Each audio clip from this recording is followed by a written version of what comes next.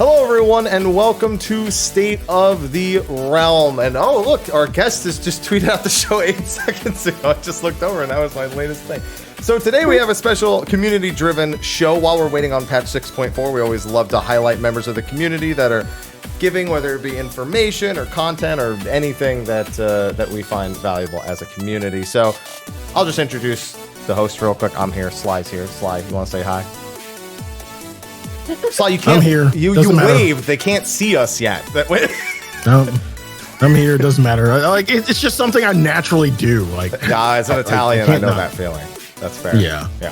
But today's show is going to be highlighting a member of the community who's I'm going to say has taken off, skyrocketed in the last year or two. You may know her as the CEO of Aitai Kuji, where you spend way too much money on things that you couldn't get if you didn't go to Japan, or as someone who you may catch a translation or two in a video of mine or over on social media, or catching her fanboying over Amrik over on Final Fantasy XIV on her own channel.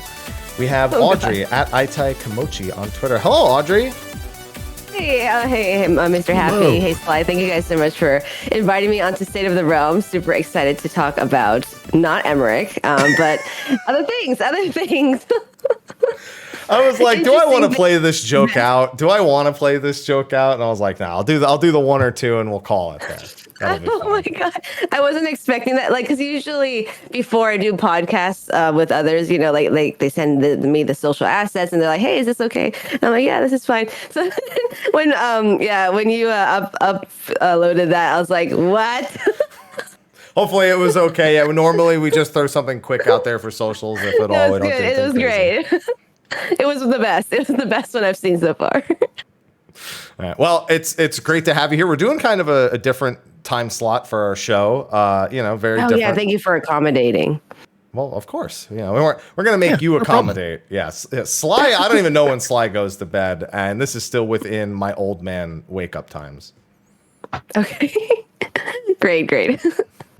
All right. Well, before we get too far started, just want to do a quick shout out to our sponsors. Of course, our sponsors over on Patreon who support. They don't have to. They choose to. All our content is available on YouTube or podcasting apps for free, but it's there, and people do choose to use it, so thank you to them. And also thank you to SteelSeries and Advanced GG, who just sponsor every week because they're awesome, and we love them for it. See? There you go. It's like... all right. Excuse me if I need to do a little bit of adjusting still. I'm not used to speaking at this time. Wait, before anything, I have a few questions before we get down to the nitty gritty. They're not really concerns, just curiosities, so to speak. So Aitai Kuji is this company that focuses on anime and game merch, correct? Right. So seeing that, I myself am an anime fan. Somewhat. So what's that behind you? Are you saying what somewhat? What's that over your left shoulder behind you? No, I was saying you somewhat. Me, I am. I mean, Okay. All my stuff is on display. Yes. You. Yeah. But I want to get your taste in anime, so to speak. Some of your favorites, some of your hits. Taste in anime, personal taste in anime. She didn't even get to introduce herself outside what I said. He's like, no, tell me about your anime. I need to know. We need to get this out of the way first. Need to rank your anime. Hello everyone. My name is Audrey. I am the CEO of Aitai Japan. We own the e-commerce website aitaikuji.com, and we have been doing e-commerce since 2015, actually, about 8 years now. I started the company in Japan. We're a team of, started from a team of 2, and now we're a team of 23 people. It's been an interesting journey. I do like anime and video games myself. And I will answer Sly's question in a second. If you have purchased stuff from us, thank you so much. And if not, we pretty much provide anything related to anime or video games that is exclusive to Japan, or we help you ship it abroad. That's pretty much what our e-commerce website's about. And me on the side, I like to do a lot of stuff in the fandoms that I'm in. I have always loved Final Fantasy, but I used to do a lot of translation stuff for other animes, such as like My Hero Academia, One Punch Man, and like a lot of minor, or not minor, but smaller animes back in the day. So yeah, I've always done like translating, and I like doing like news and being an informative kind of source for people to get latest updates from Japan. So that's kind of what I do on the side for fun. To answer Sly's question, favorite animes of all time? All time? Like, are we talking like top 3 or like top 5 or like? Let's go with 3. Let's condense that list. Okay. I would say my top 3. Samurai Champloo. I love that anime. Got me really into I guess Japan stuff, like anime in general. It was one of my first animes I ever watched. Full Metal Alchemist.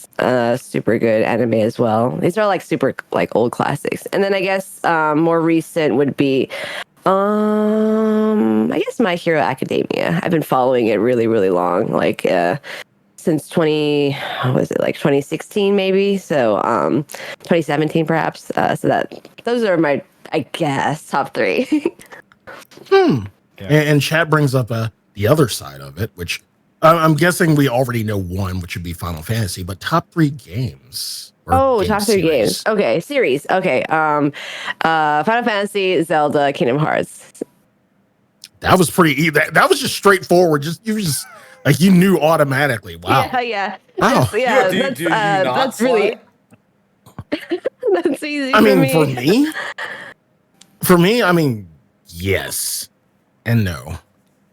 What's your top 3 anime, top 3 series, video game series for both of you guys? Just curious.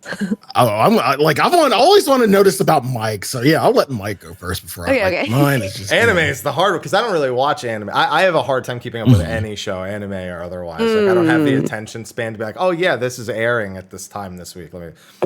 So like it's all the ones I kind of grew up with. Like I grew up with Yu Yu Hakusho, for example. So that's okay. You know, that'll always be deep in my heart. Dragon Ball I grew up with, the original Dragon Ball Z, all that. And then I don't even know what goes in the 3rd slot. I have no idea because it's like those are the 2 that I like really, because I just watched Toonami in the afternoon. Oh yeah. Like whatever was available on Toonami at that time, right? Yeah, and they've been through like. I can name a bunch that I've seen, but I don't know which one's my favorite. I don't know which one even gets number 3. Yeah, like it's just like, oh, Gundam's on, oh, Sailor Moon's on, cool. I'll just watch whatever's on for 2-3 hours. Right. I mean, that's still good. Yu Yu Hakusho. I don't think I've ever watched that, but I know that the author also did like Hunter x Hunter, right? And yeah. Some other IPs like that. So that's really cool. How about you, Sly? Well, anime, there's going to be like a few that are on like kind of the same rank, so to speak. But of course, Gundam and Macross. Gundam and Macross I kind of put on the same wavelength because Macross was my first love. And then like Gundam kind of followed shortly after and just, got me into everything robots. Yeah.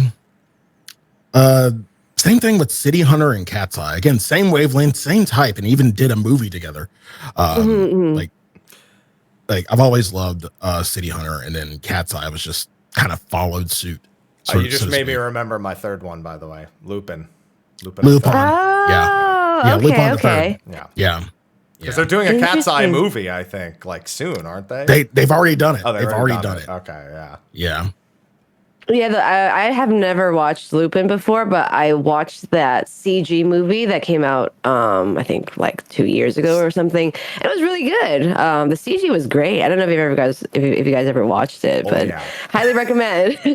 Yeah, I went to movie theaters for that one. Yeah, it was good. Like it was surprisingly super well done because usually, I don't know, sometimes Japan CG movies are hit or miss. But that one was like really, really great. So. You got one more slide, How about? by the way. How about and also favorite video game series? Oh, I got one more. See, that's a toughie because there's a lot. I love a lot. If anything, it'd probably be Star Blazers, Battleship Yamato. As far as like Yamato, space opera, yeah. or anything by Leiji Matsumoto. So Yamato, 99 Galaxy Express 999, Harlock. I don't know. All of that. I don't know like 80% of the things you said before. You said Gundam, and I was lost after that. Yamato is a really classic, like sci-fi kind of anime. The books are actually really difficult to come by right now in Japan. They're all like quite like vintage. I know because like one of my friends is really into it, and I met him. He came to visit in Tokyo like about 2 weeks ago, and he talked about it, and he was like, "Can you buy merchandise of this?" And I was like, "I don't know." It's very, very difficult. Yeah, but it was like really popular, I think, back in the day. So now to answer your second question, favorite games. First and foremost, Megaten, Shin Megami Tensei. Like any side of it. So mainline Megaten or Persona or Devil Summoner, all of it. Okay. That's awesome. Armored Core, of course, because I love robots. I love robots. As far as like my third, there's so many. God, it's always the last one that's hard because like the first two are easy. Last one, I guess, would be. I'm gonna go old school. What? I'm waiting. You're waiting for me to say Final Fantasy because no, I didn't think you were going to say Final Fantasy at all. I was just waiting for the answer. No. I was just like, probably Metal Gear actually. Where I got my name to. Yeah. Okay. Cool. Yeah. So like quite a lot of like mecha kind of influences. Yeah. Gotcha. As you can see behind him again, he's got plenty of them. The only mecha thing I ever owned was a Zoids I owned as a kid. That's the only thing I ever owned that was like build it or a kid or anything. Yeah. They're like these giant. Yeah. It was like this CG anime that was on TV, and they built giant like animal robots that. Oh. You know it's coming back, right? No, I didn't know that. Oh. Yeah. I remember seeing this. Sorry, I just Googled it just now. Like Zoid. Yeah, I definitely remember that. They're like, like dragons and stuff. Like, it's basically like kind of like what is it? Transformers. Yeah. Yeah, sort of. They're more like piloted. Like I think the main one's the Liger. I think that's called the Liger. Yeah. Like, yeah. I remember seeing this. I just did a quick Google. So yeah. Yeah. And for me, games is Final Fantasy, Devil May Cry, Armored Core. That's like those are. Oh, okay. Yeah, I hear a lot about Armored Core. It's basically like you customize your own like tanks and stuff, right? And you like it's very realistic with the physics or something like that. Yeah, it's like that you spend 45 minutes in the garage making the best mech you could possibly make to beat the mission in 2 minutes and then do it all over again. Okay, gotcha. Yeah, I hear a lot of good things about it, and I'm just like, I don't know, I'm not really into mecha that much, so I was like, but you know, it is quite popular in Japan as well. So very excited for Armored Core 6. Sly and I are anxiously awaiting Armored Core 6 because it's been a dormant franchise for like a decade now or something. Oh, okay, gotcha. It's been a while. Yeah, at least you played Daemon X Machina. That was made by the guy who did the originals. Yeah. So I did it off stream though. So you still played it. I didn't. Yeah, Daemon X Machina was hit or miss, honestly. That's fine. We have our report coming. Well, so that's your history with video games, anime. But you mentioned starting up a company in Japan, and you also mentioned in I guess the pre-show that you born and raised in America and then opened this business, Aitai Japan, in order to, for the e-commerce with Aitai Kuji. How did you go about that in particular? Because it's not every day we have someone who hops an entire country, starts their own business, and is living. It's a privilege to be able to speak to people with the drive to do that kind of stuff. I mean, it kind of just like I was forced to sort of do it. So like before I moved to Japan in 2013, about 10 years ago. 10 years ago, yeah. And before that, I was always like I studied abroad in Japan. Family always like traveling in Japan. And so I'm very familiar with the country. But when I moved to Japan for work, I was not like going to Japan with the intention of like starting a company or anything. It was more like I just wanted to work abroad because I was living in Japan and living in China for a little bit after I graduated, and I worked in film for a little bit in LA, and then I was like, film is not for me, so I took a year off and I went to China, and after that I'm like, China's great, but I kind of just want to work abroad in general. So I was looking for jobs, and then I landed a marketing position in a startup company. And this was, back in 2013.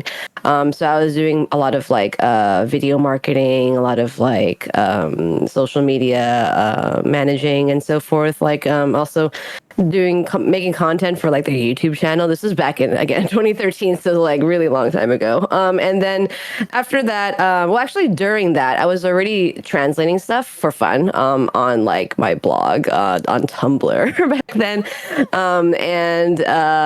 That was actually something I was doing like way before 2013. So I was already doing that. And then when I moved to Japan, I was like, oh wow, there's like a lot of like stuff here that people like want, but they can't get it because it's just exclusive or it's hard to get. At that time in 2013, e-commerce was like just getting really big, like just before it got a big boom.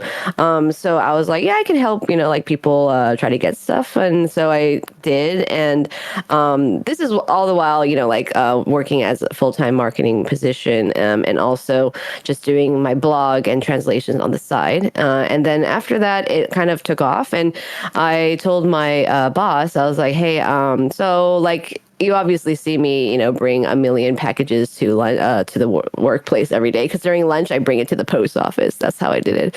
And then he was like, yeah, I was wondering, like, are you okay? And I'm like, yeah. So I kind of have to quit because I can't do the full-time job anymore while doing this side business. And then my boss was very understanding because he kind of was in the same position. That's how he started his company that I was working for back in the day. And he was like, yeah, no problem. And then so before I quit, I had to ask the lawyers, like, oh, so in order to stay in Japan, what should I do? What's the process? And then they're like, well, you can get married.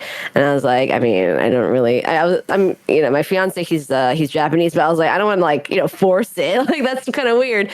And then so I was like, what are the other options? And he said, oh, you can start a company and you can host your own visa under a business investor visa. So I was like, yeah, okay, sure, let's do that. And he was like, oh, so you have to prepare this. It's a lot of really, really complicated paperwork, and you have to establish a office in a office designated address. So you had to basically rent out an office. And in order to do that, you would have to also invest in your company as a foreigner in order to start up your company and also host your visa. So if you were a Japanese national, you don't need to do that whole register office and invest a certain amount of money. You don't need to show that, but as a foreigner, you have to do that.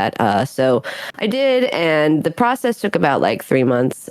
So I then started working. And before I established the company, since I was already doing it as kind of sole proprietorship, I had one staff who was helping me already, and then she just kind of joined officially as my first full-time staff. And then then it was like just us two for a little bit, and then I needed to hire more people, and then like years passed, and now here we are with like around like 20, almost 25 people, and I'm just kind of like, oh well, that was an interesting journey.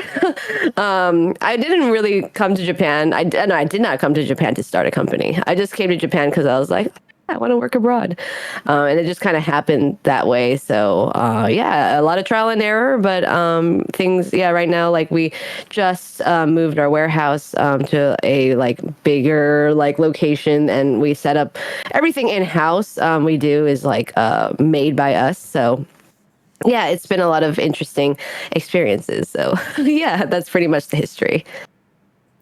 Sounds like there were a lot of challenges at first to just starting. And it was like, it was not even limited to the company. It was just limited to just getting to Japan and all the logistics of, becoming a citizen and working there.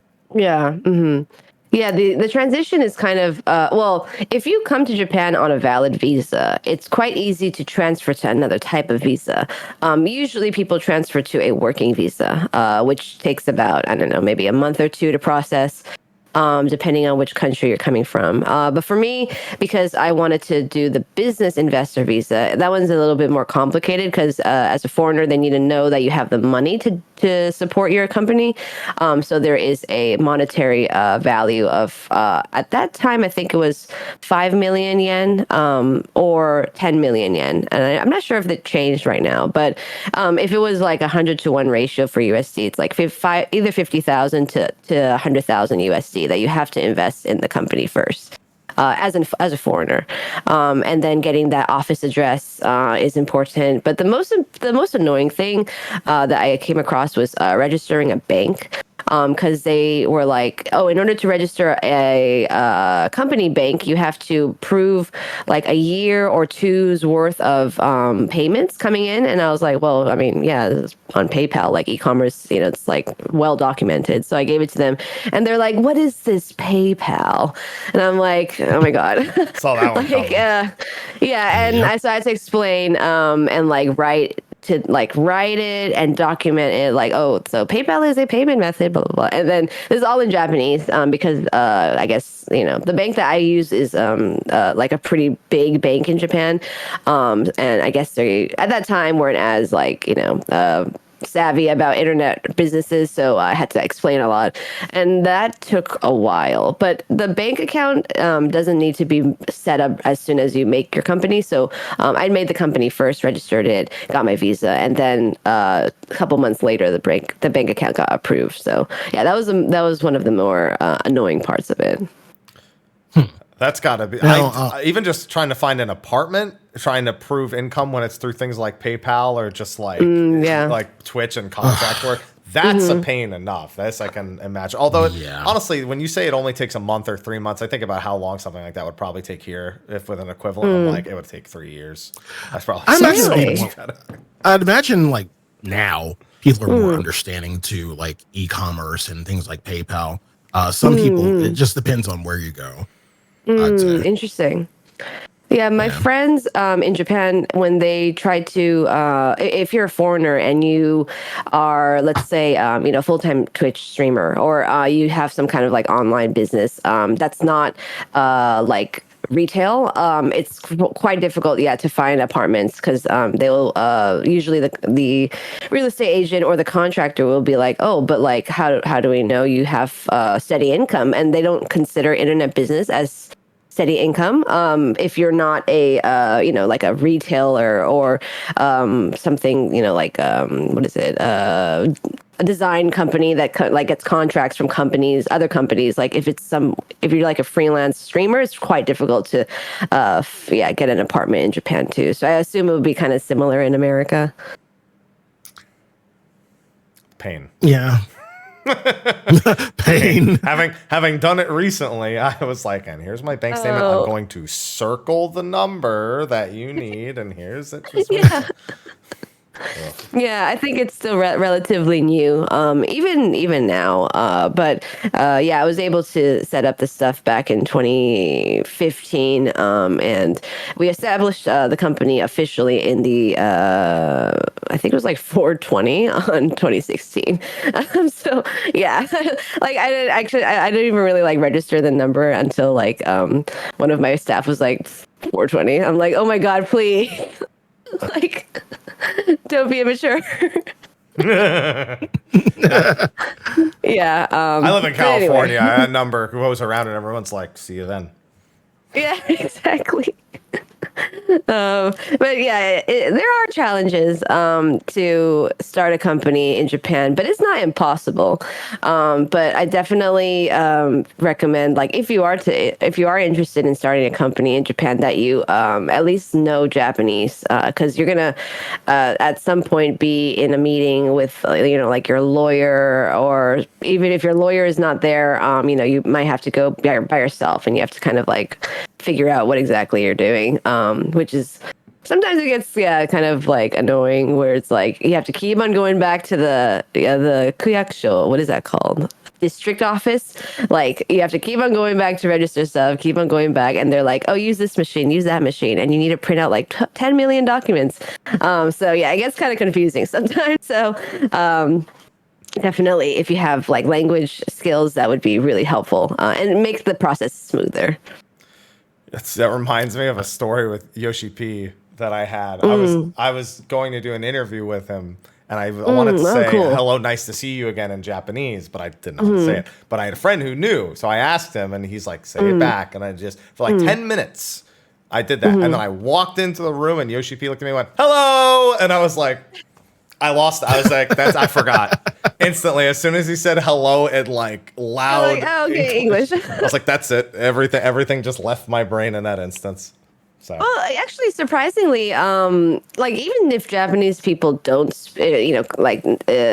common misconception is that Japanese people can't speak English; they don't understand English at all. It's not really true, because I know, because when we were hiring Japanese staff, I was talking to my other Japanese staff who was I hired at the time, and I was like, hey, like I think we need to hire bilingual people, because most of our audience is English speaking. Our website is in English, and then my staff said something that I never really thought about, and he was like, oh, well, did you know that actually we can read English really well? And I was like, oh, really? And he's like, we can't, like some Japanese people can't speak it because they're shy, but they can understand fairly well, and they can definitely read it really well. And I was like, oh, wow, I didn't know that. So then we hired some Japanese staff who cannot speak English at all, but they can read everything on our website. They can, they understand, like, sometimes if we have like customer service inquiries that come in, like they can read it. They just don't know exactly like, how to like respond. So surprisingly, a lot of people know English. Yeah. I remember visiting. I mean, there's English. I mean, a lot of places. Like it's there. Yeah. So I'm not that like surprised. A lot. Yeah. Yeah. Yeah. In the past, though, it was quite like less. It was much less than it is now. So, yeah, maybe if you came like 10 years ago, it wouldn't be as easy to communicate. But now it's super easy, I think. Yeah, but when you're gonna do technical stuff like visa documents and like bank whatever stuff, like it's best to know some Japanese at least, so that you can kind of figure out like what you're doing, so you're not signing off something that you don't want to sign off without having legal look at it. So yeah. More on the business side of Aitai Kuji, because again, you deal with lottery items, a lot of lottery items. And when I think of this, like the most I spend is probably through premium Bandai and stuff like that, and like it's there for like a month or so, and then it's gone. And like if I didn't get it, like I hate myself. Oh no. Talk about Psycho Doga. Talk about the can you talk about the early days of Aitai Kuji when you were reaching out to brands, and how you kind of got on like a lot of brands on like Impresto, Super Groupies, like the brands you have now?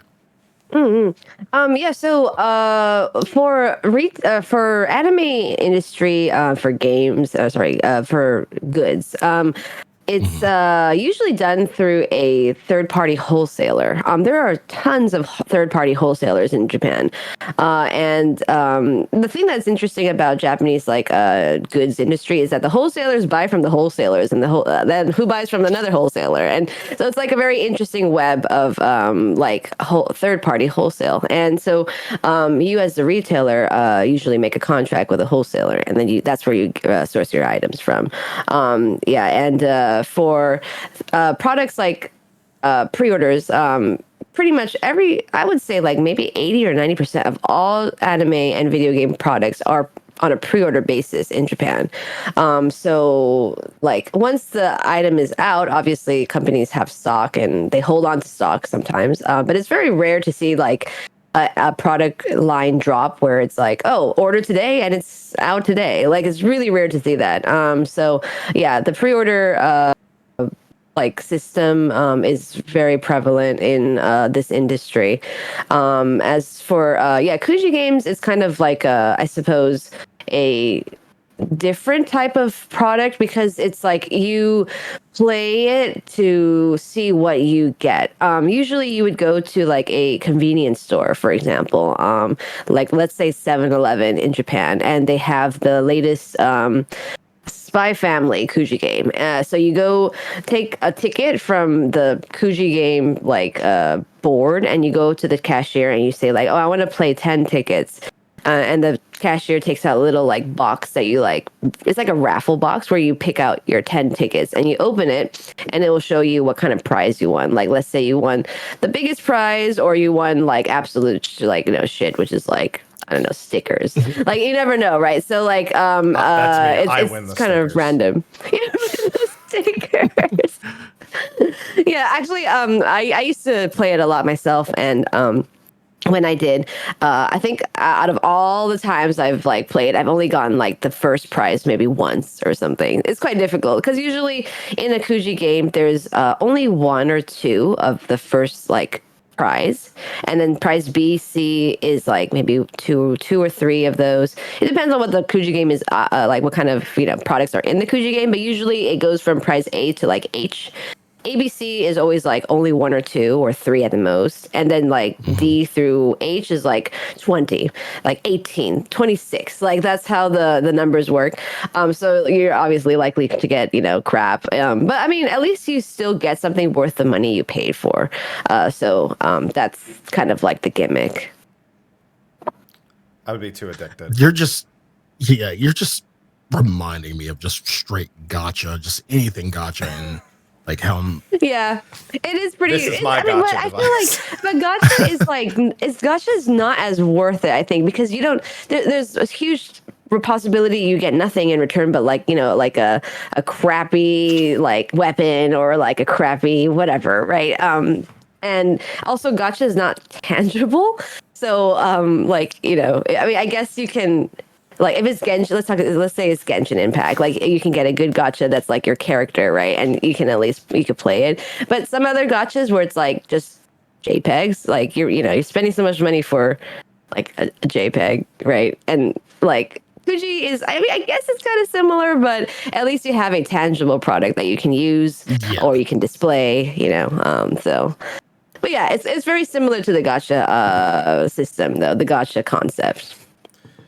You occasionally have crane game items in there too, don't you? Yeah. How does that go? Because obviously no one's sitting there playing the crane game. So like you said, I'd imagine that's a wholesale situation where the wholesalers get it. Yeah, well, I mean, when I was starting out, I actually did go to the game centers and play them and help people acquire it. And I got really good at the game center's crane game. So if you ever come with me to like a game arcade center in Japan, I can probably win whatever you need. Oh, you that good at crane games? I used to be really good at it because I had to go do it a lot. Have you done the new online Korean games too? Like I've seen people on YouTube. Yeah. No, I haven't played it myself, but I do know some friends who are obsessed with it. I met up with I met up with two of my friends who visited last month, and then one of them was like, do you know like the crane games that you play on your app? I'm like, yeah, I know about it. And then he was like, I am so addicted. And I'm like, but like, is it even easy to get the stuff? And he said that like apparently they give you free tickets every day or every week to log in, and so he uses up all those free tickets. And he said he got a lot of random stuff that he doesn't need, but it's just fun to play it. And I was like, all right. I thought about trying to get a it was a grill. It was like I think like what's it called? A yakiniku grill? Yeah, it was a yakiniku grill. I almost tried to win one. Yakiniku grill? Yeah, they had one for the online. I was oh my god, that's so tempting. It was like a little one, like this big. How would you like get it? I mean, so obviously you're doing it from your phone, but when it drops, wouldn't it break like the box or whatever? Or I don't know. I just wanted to win it. I mean, yeah, I get it. But yeah, it's interesting. I think it got pretty popular during COVID as well. So I don't know what exactly like they how they're doing right now, but I do know during COVID, like everyone was doing it because even in Japan, going to game centers was like restricted for a little bit. So everyone had to play it online. Well, I know that this conversation has reminded me that Japan is available again.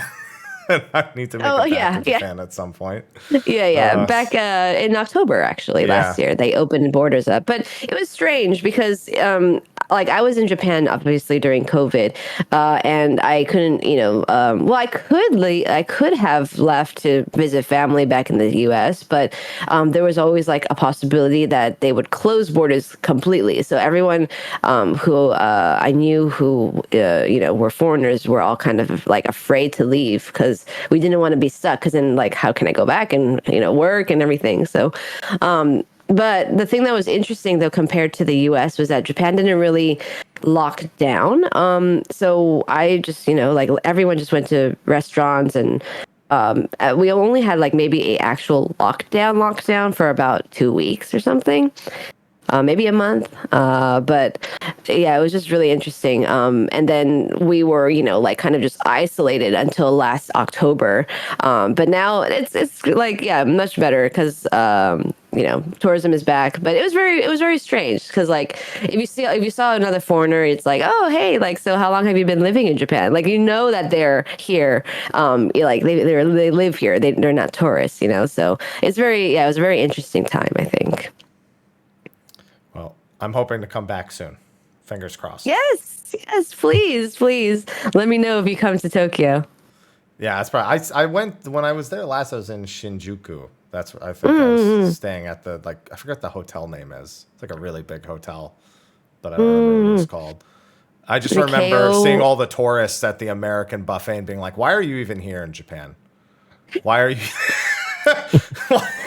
Why did you come here to eat at the American buffet in the morning? I was so mad. Oh, but why were you at the American buffet in the morning? I wasn't. I saw the line. It was like wrapped around everything. I went into the Japanese buffet. There was no one. I'm like, this is incredible. Oh, okay. Gotcha. I thought you were like waiting in line. Like, why are you here? No, I was like, why did you come to Japan to just get like? Listen, eggs are way better here, but there's so many other things to have. Oh, eggs are so much better here, and you can eat them raw. Yeah. I can eat them raw here technically too. They have to be pasteurized, and I still don't trust them. Oh yeah. But in Japan, it's like all of them. Yeah. Yeah, that's the response to eggs in America. Yeah. I've had salmonella from eggs in America, undercooked eggs. So I get it. Well, we've talked a lot about your business. Thanks again for taking my money. Oh yeah, no. I'm sorry. No, it's good because I got the Dwarvenstein, which was JP FanFest exclusive the one time, and I've gotten some of the Titos stuff like Alphano and Listen, right. It's all good. That's why I'm saying thank you because I mean it. Oh yeah, of course, yeah. I mean, and there's a coupon code, right? If you want to save 500 yen off. I don't know which command you put, Mike, but if anyone is interested, you can definitely get a discount. And thank you for that. I didn't ask her to do that. She did that during pre-show. She was just like, "Oh, let me do that." And I was just like, "Oh, you don't have." She's like, "I'm doing it."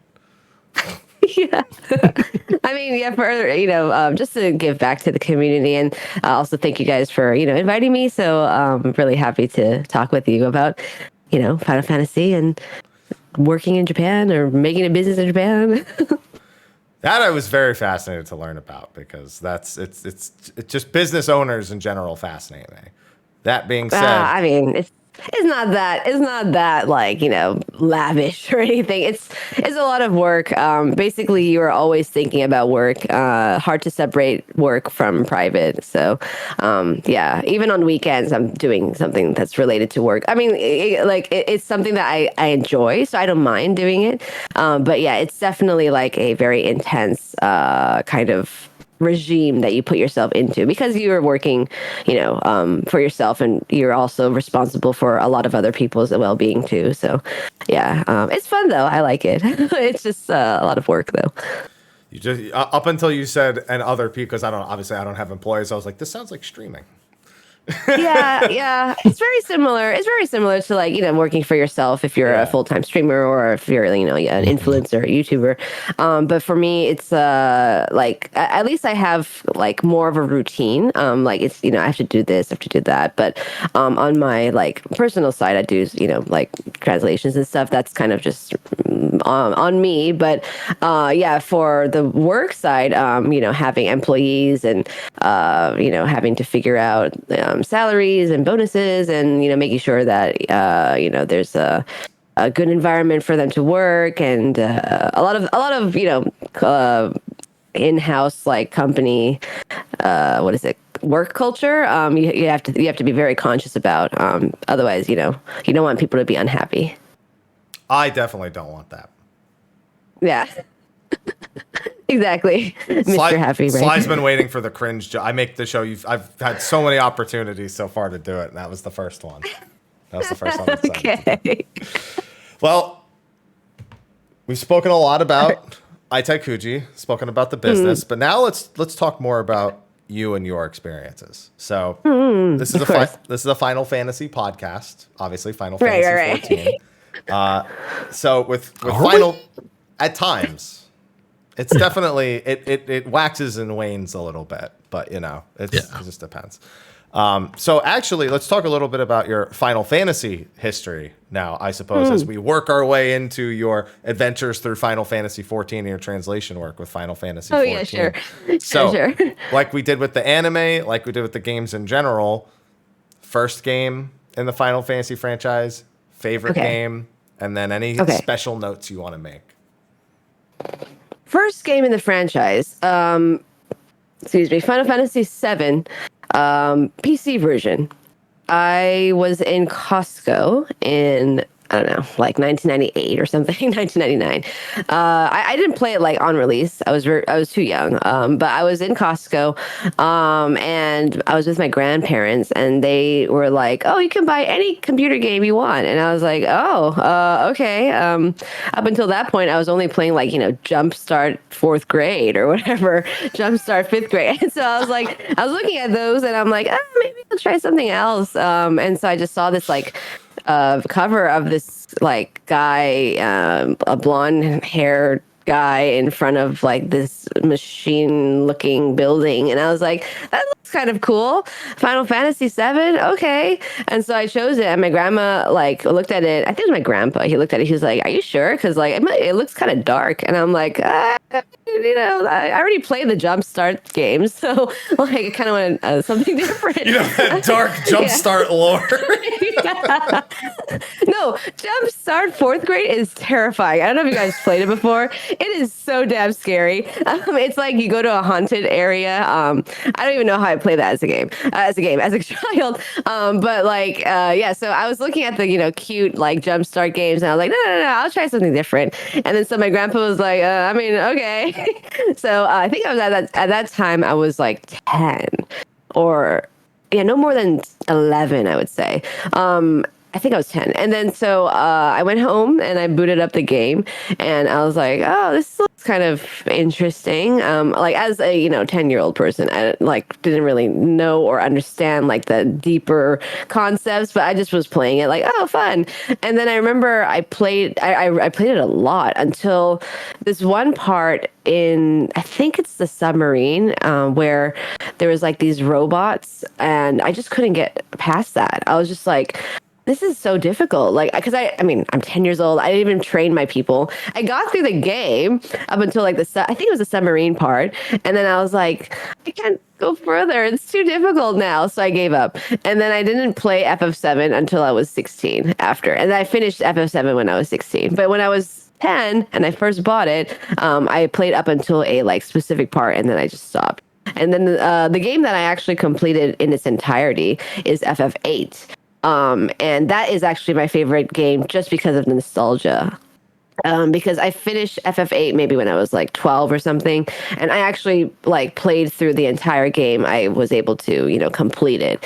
And then after that, I played like FF9 and then FF10, and I didn't play FF7 until after I went to the Advent Children premiere in Hollywood back in, I don't even know when that was, 2006 or something. And I met like Tetsuya Nomura there, and like we lined up at like 6 a.m. to get in, and it was interesting day that day. I met a lot of people in line. But after I watched Advent Children, that's when I finished FF7, even though it was my first game technically. That's kind of, it's not too, I didn't play 7. 7 was the first one I ever saw. But 8 also. I'm an 8 first person as well. Oh, yes. So FF8. High five.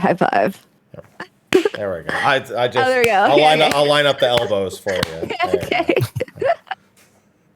Oh yeah, FF8 was great. I loved it. And I really liked the romance aspect of it. The romantic story was really good. As a kid, it's like, oh, you never know, the squall's super hot. Yeah, and like it's actually quite funny. He's the best looking guy here. yeah.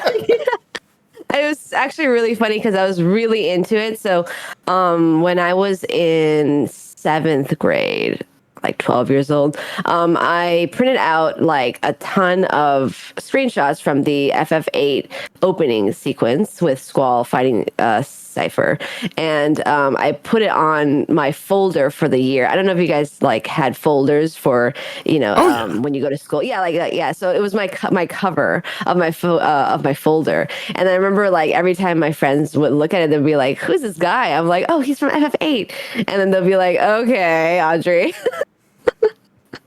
So, I definitely was a big FF8 fan. And on the other side of my folder, not related to Final Fantasy VIII, but I had pictures of Legolas on it. Hilarious.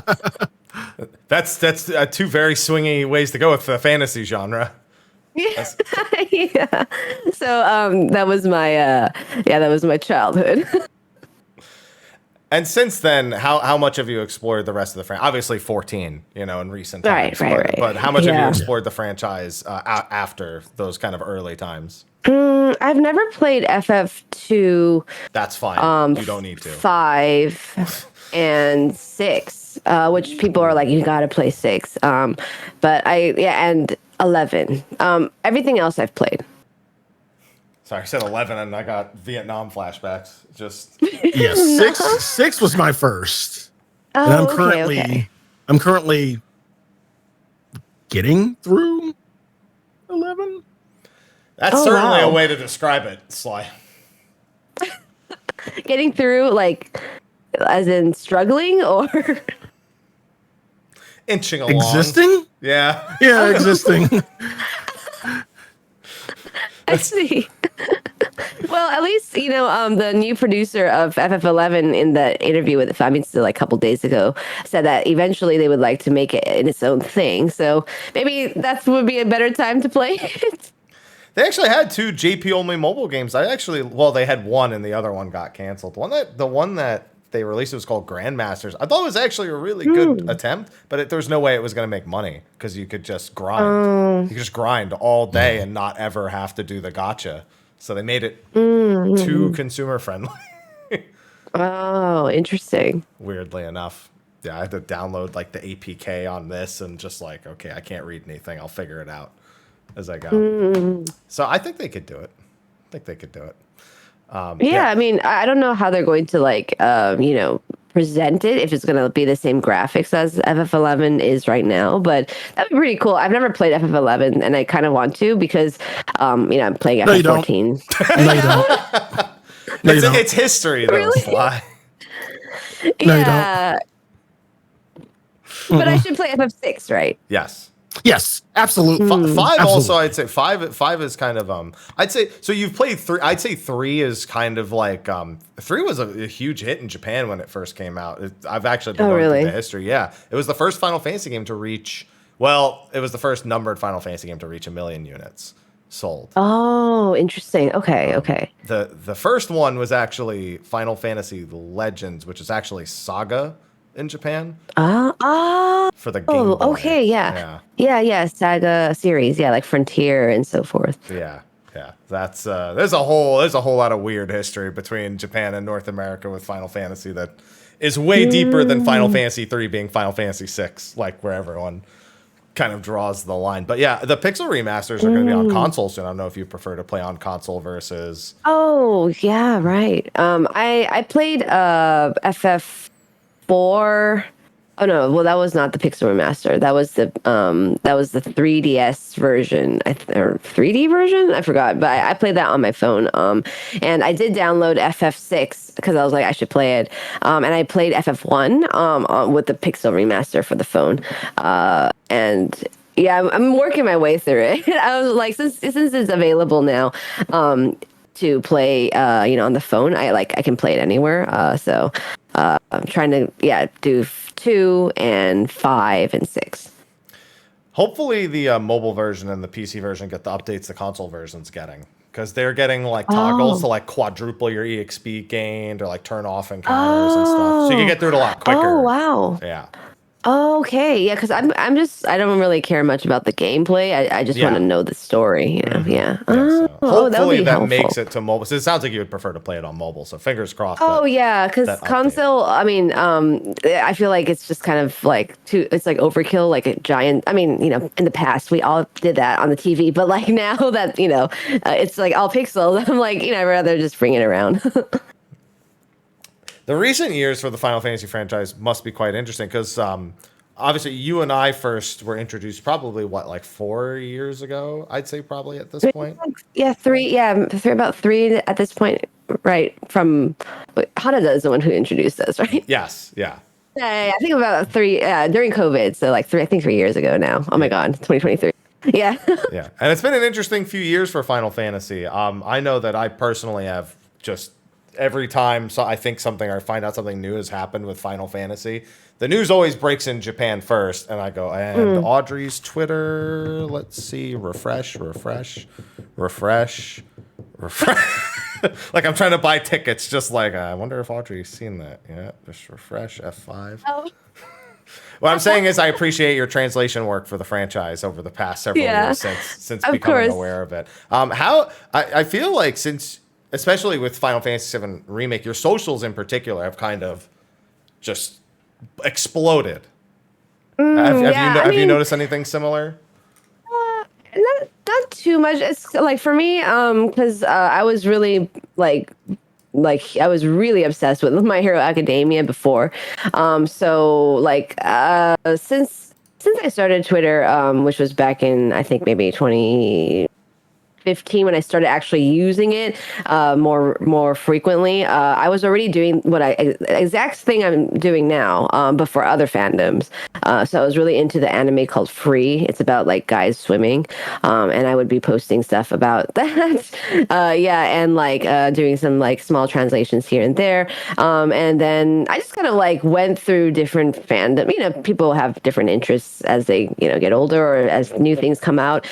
So I just kind of like went into different fandoms, and like I guess for like in terms of like social media growth or whatever, it's kind of been it's not like a huge skyrocketed exponential growth. Mine is more like a linear kind of like steady growth instead, which is, I totally don't like, I don't really care about like how many people, are like following you or whatever. I just like, as long as people find my content informative and, I'm helping contribute to the community, that's kind of all I really care. Like, I don't really look at like, oh, I have, so-and-so numbers of followers. Like, I mean, of course I would tweet like, oh, thank you so much for following me if I hit like some kind of milestone, but I'm not like kind of like too like picky about that. As long as people, are, able to get something out of the content I provide, that's kind of my goal. Same with my company too. It's like no matter how big we get, it's like, if we get there, we get there. But the most important thing is that people can use our services to, better their own lives or like, get something out of it. And so I think for any content or any type of thing in general, like as long as people get something like of use out of your content or out of your service or whatever you're providing, that's like my personal like own goal. It's like to provide to the community. And provide you have, I'd say. I just can't help but notice that stuff because it's just like I've watched it. I've watched it like just grow because I just see. I was like, oh my god, she's doing fantastic, and I love seeing it. Oh no! I mean, you guys are powerhouses too. So definitely everyone has their own thing, and I think like you should definitely get more. Give yourself more credit. But you're the guest, so I'm giving you the credit for the show. Oh, thank you. See, there you go. We treat guests special. We try to make it so that guests maybe want to come back at some. They're not scared by the time they leave. Yeah. Of course. Yeah, we would love to have guests back, and we don't want to scare them away. Anytime. Like we're nobody. We're nobody. I mean, we're here all the time. We're who gives a shit about us? We're fine. It's the guest. It's all about the guest. But yeah, I mean, for like Final Fantasy 14, like that's something that I actually just kind of recently got into though. Recently meaning like in 2020. Yeah. Huh? What was it 2020? Wait, when did 5.3 come out? 5.3 would have been 2020. Yep. It was because the pandemic kind of hit at the apex of 5.2 and then that got pushed back and that was all in 2020. Yeah. Oh, okay. So during September of 2020, I was on Twitter, and of course, because I'm like always on Twitter. But like, I saw a lot of the people I was following was posting this like red cat guy, and I was just like, oh my god, there's like so many pictures of this red cat boy. Like, who is this red cat boy? And then I was just like, he's everywhere. Because 5.3, we all know like what happens. But obviously, I understand why people were posting it, and even people who I never even thought played FF14 was posting it on my timeline.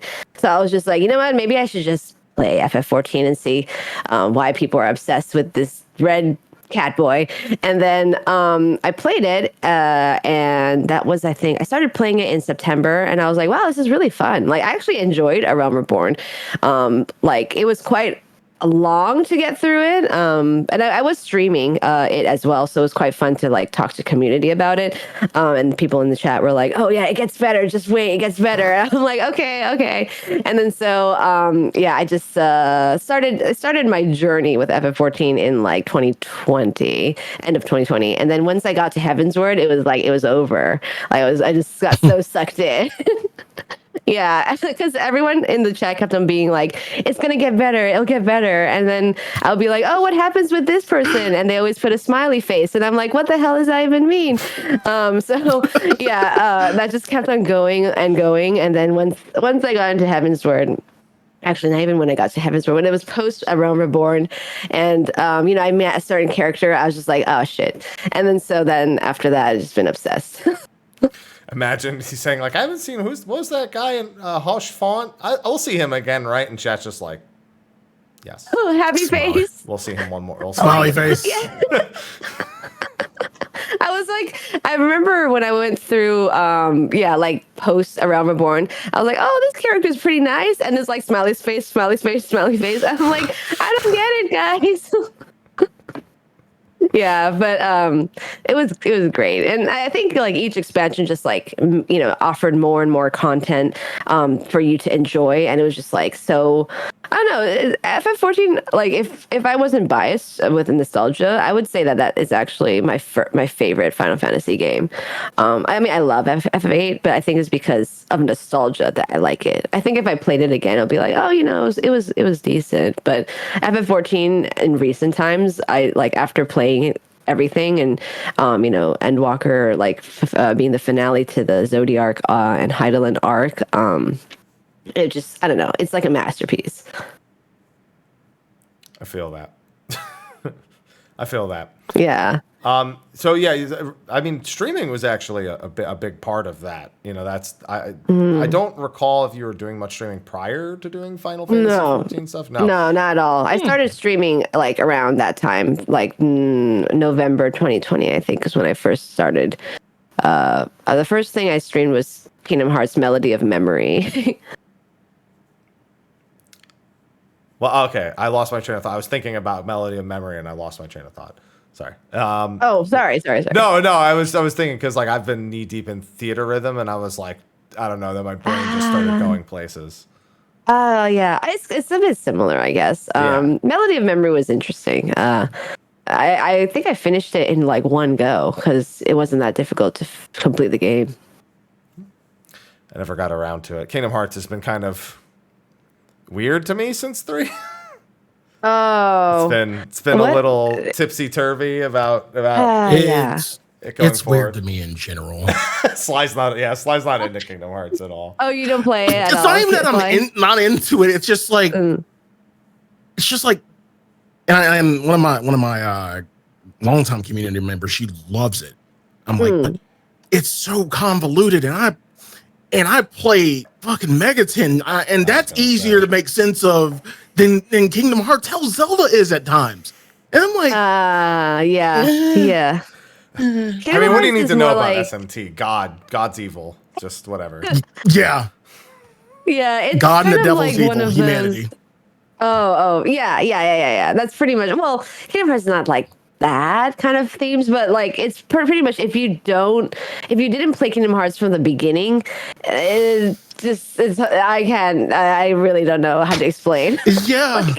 I listen, Sly, I'll explain it. Here you go. Up to this point, all you need to know in one word: Xehanort. That's it. Just move on. That's it. Now start over with Kingdom Hearts 4, and you're good. But you hear Xehanort in every Kingdom Hearts. What the difference does that make? That's exactly why it's the only word you need to know. Well, I mean, Sora is an important word too. Roxas.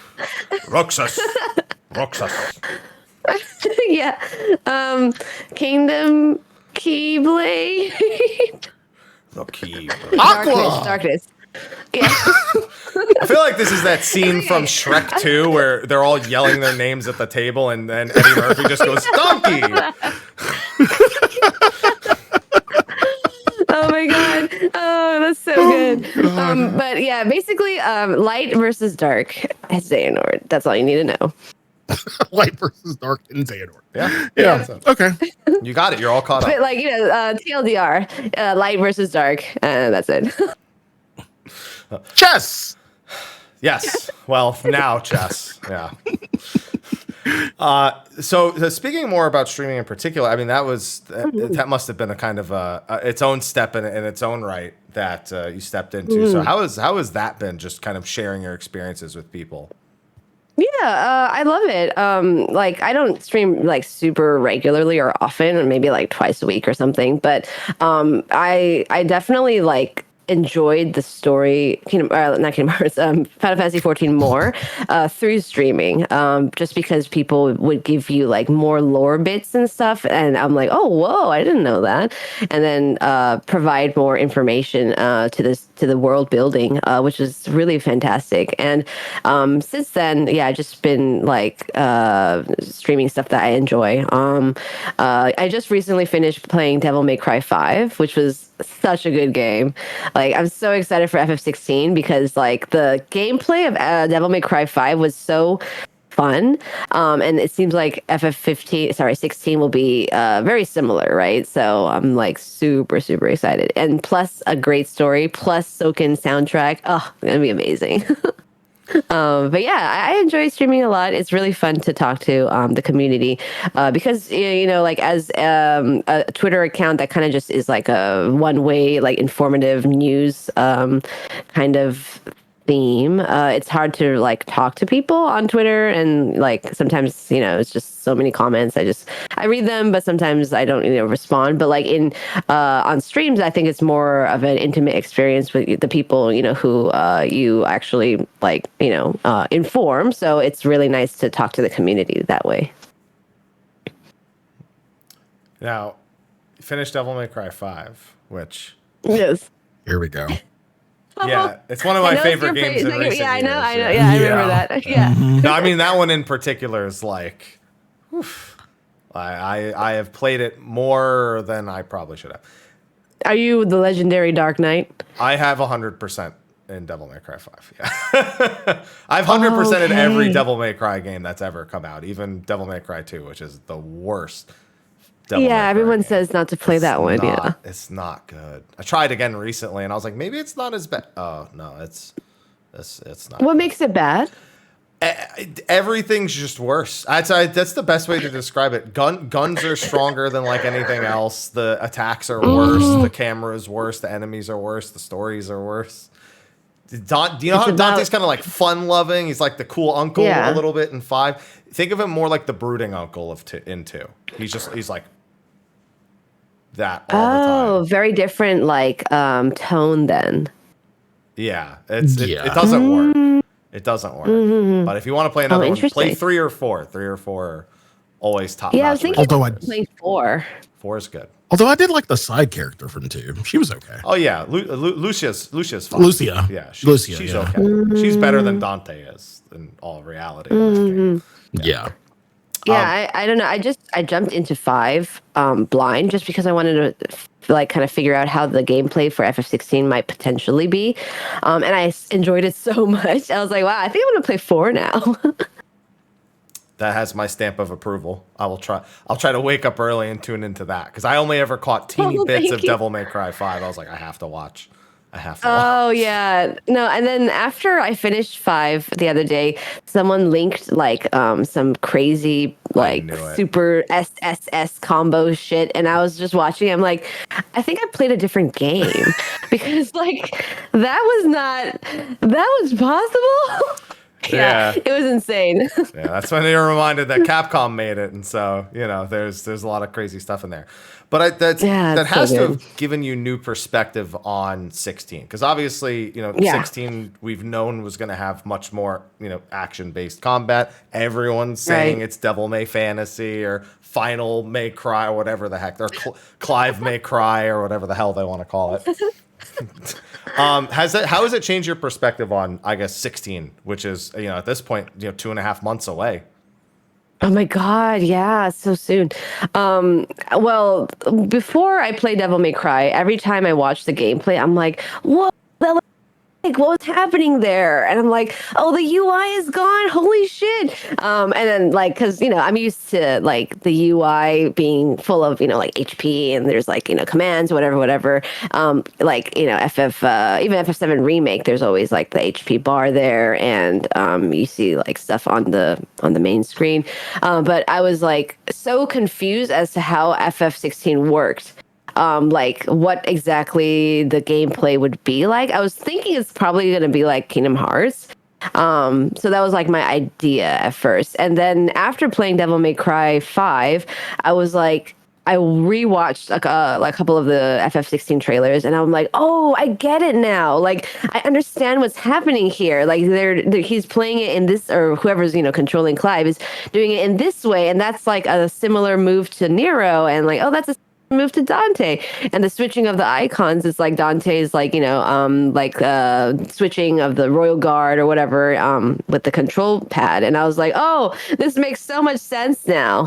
And a lot of Devil May Cry 5 had places where there's absolutely nothing on the screen except for what you see as the character and the environment, nothing in the UI, which is like so interesting to me. I haven't really played any games that's similar like that. So then afterwards, looking back on the other FF content that was released in March, I'm like, okay, this makes sense now. But I think FF16's icon versus icon battle will be very different. I don't think there was anything like that in Devil May Cry 5, so it'll be interesting to see. I agree. I look forward to it. Is there any Final Fantasy game that you have played that you're not a huge fan of? I know there's... not a huge fan of. Oh yeah, I'm not like not a huge fan of this, and if I say this, everyone's gonna explode in chat, and it's like, oh yeah, but so I don't. It's not like I don't like it. I like it. It's a good game, but I'm not like in my tier of Final Fantasies. I would say that I'm not a huge fan of FF10. I played it once only. I thought it was a beautiful story. I cried a lot at the end, but it never really resonated. Like, I never really think oh yeah, FF10 is the best. Like, I'm kind of like, it's not my top 3, that's for sure. It's controversial. I know, but I don't think it's that. So I just played through 10 and I'm playing through 10 too now, and there's a lot of people I find who don't resonate. Some because of the voice acting, the early PS2 era voice acting. Yeah.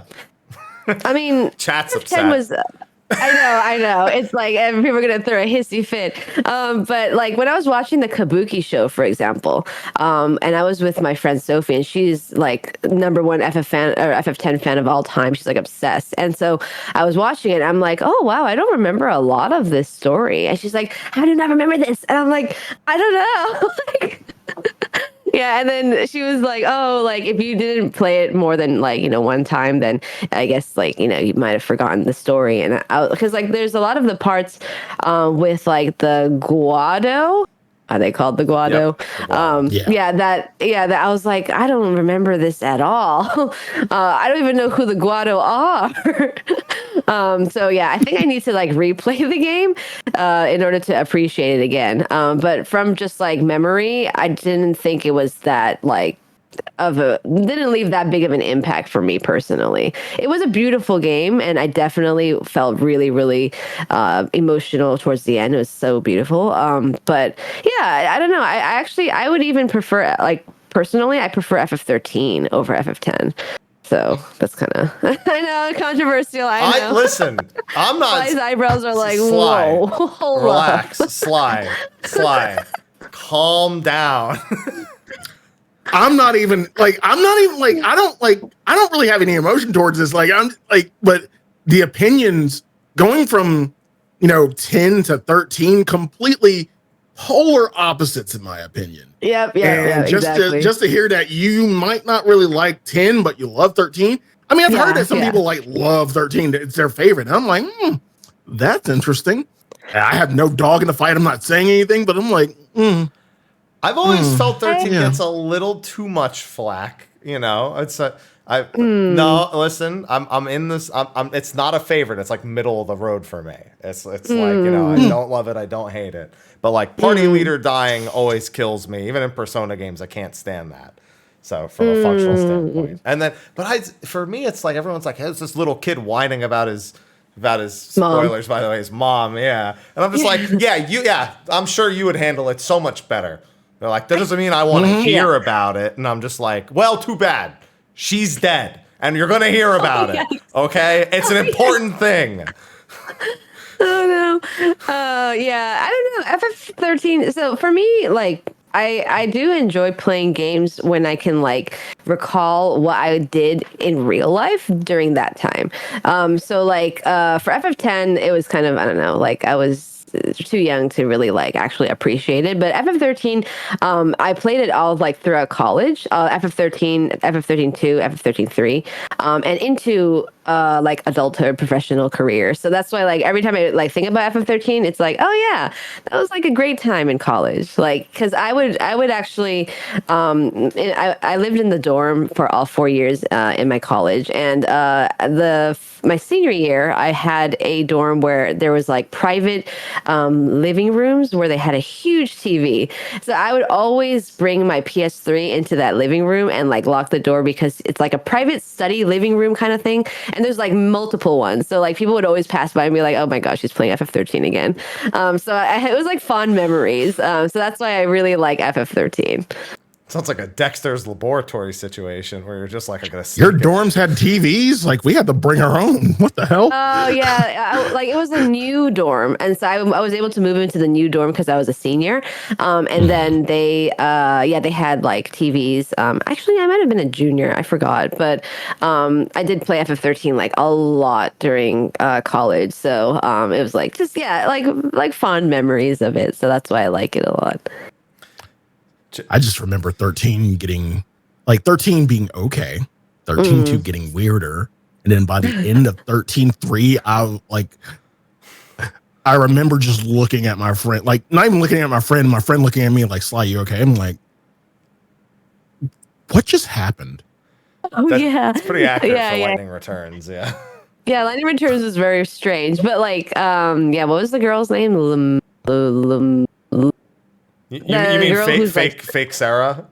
Yeah, fake Sarah. Yeah, like Lucretia. Not Lucretia. That's FF7. I forgot her name. The story is kind of like when it gets like FFX 13-2, 13-3. They're not the best, but it came full circle at the end, and I was just like, damn, this was a good series. So yeah. I remember thinking at the end, that's how she got the Louis Vuitton. Yeah, that's where I made the face. That's why my friend was looking at me like, Sly, you okay? I'm like, what? What happened? God, it was hilarious. Yeah, so that's how. Yeah, so then she went to France, and she maybe actually she might have been in Italy. I don't know, but she was at a vineyard, and then she got her gig at Louis Vuitton. You know, it like makes a lot of sense from cocoon to high fashion. I wonder what shard Alice A, Urianger, and Estinian visited then to get their Puma gear. What shard is that? What shard is Earth? The same one. There's going to be a Lightning, FF13 collaboration in 7.0. Another one? We had a Lightning. We have had one. Oh, long time ago, yeah. Oh, what was it? It was the 13 Lightning, but it was 4 Lightning returns, and it was just we followed her around, and she was just lost in Eorzea. Oh my god, that's so cool! I need to watch gameplay of that. Yeah, I always feel like Final Fantasy kind of intertwines with fashion a lot. I remember like 15, the 15 dress. They had the not even a dress, they had the suit, the royal. They had that, and then the like Noctis's suit, his royal raiment. Oh, yes. I forgot the company's name. Yeah. It was a designer Japanese company. I think his suit was like $2,000 or something like that. Something crazy. Yeah, I remember it being like absurd. Yeah, they had the suit. He had the Audi for the movie. Yeah, they had the Vivian Westwood dress. They had company. That game took them 10 years to get. They took 7 years of not a whole lot happening and 3 years of something happening. They had to get some brand names in there. Yeah, true. Mm-hmm. Oh yeah, the Audi for Kingsglaive, right? Yeah, they definitely were driving in that. Yeah. Well, I mean, brands, like I'm sure ever since Final Fantasy itself, the series and the franchise is so big, I'm sure like, big brands want to collab. Louis Vuitton, or I think Prada also did FF13. I remember seeing like really interesting, for lack of a better word, aka not really great, but like CG of like Hope and like Lightning or whatever modeling Prada. I remember this. Oh my god. Yeah, it would like look really. It looked like someone photoshopped it really badly, but that was the thing. I think I remember one other one that's really weird. Oh man, there was like a Coca-Cola. Oh, Final Fantasy IX did a Coca-Cola commercial. That's right. Wow. Yeah, that's a tank drinking a Coca-Cola. Are you serious? I need to Google this. I remember this. Commercial? Oh my goodness. Yeah. There's the Final Fantasy is a popular franchise. This is worth remembering. Sorry, I just saw it on Google and like, what is happening? It's so weird. Happening? He's like chasing a Coke bottle cap. Yep. Yeah. It's Good to know. Good to know. And Garnet's like, wow. as long as he doesn't have to play Chocobo Hot and Cold to find the Coca-Cola, we're good. Oh, Audrey, you were saying 10 was your least favorite, 9 was my least favorite. Oh, really? Okay. Yeah, I mean, 9 is kind of different in like style, art style, and so forth. I guess. I personally love 9 because it's I'm a big high fantasy kind of fan. Yeah, but I can see how some people don't like it. It's either you like love Final Fantasy 9 or you don't like Final Fantasy 9. I think there's not really much in between. It's kind of like 15 to some capacity. Yeah. Yeah, maybe. Yeah. Where are you at on that gravy train? FF15, I played it up until Altissia. I never finished it after Altissia. That's not good. So that's not a good sign for 15. Like, it's because like my sister told me what happens to Noctis at that point. She's like, did you know? And I was like, I mean, I don't mind spoilers. I'm okay. I actually sometimes seek them. But like, I was like, oh, so then that sucks. Then what's the point of playing? Because like, and then she was like, oh, it's like, it's good though. And I'm like, but then you also don't get the open world anymore. She's like, yeah, but you should just try it. And I was like, but what's the point if like I know, so that's why I stopped playing after Altissia. Fair. Yeah. How about you? Did you guys like enjoy FF15? Enjoy is a word. I think I like it more than a lot of other people do. Oh, okay. I'm not. There are certain disappointing parts of 15, but I wasn't totally disappointed. I was content with what 15 was. Like at release, I was content with it. Royal Edition really is where I form my opinion, because boy, was that a different game. It was. I didn't even play the game as Noctis 90% of the time. I play as Gladio because they give me the option. So. Oh, you can switch between the characters. Yeah, you can switch. Yeah, that's not even part of Royal necessarily. Like they just made that update before that came out, but that was one of the changes they made. Yeah, they added another hour of story at the end as well too, with a bunch of bosses and some stuff in there. So, yeah. But yeah, I've only played the base, so. Yeah.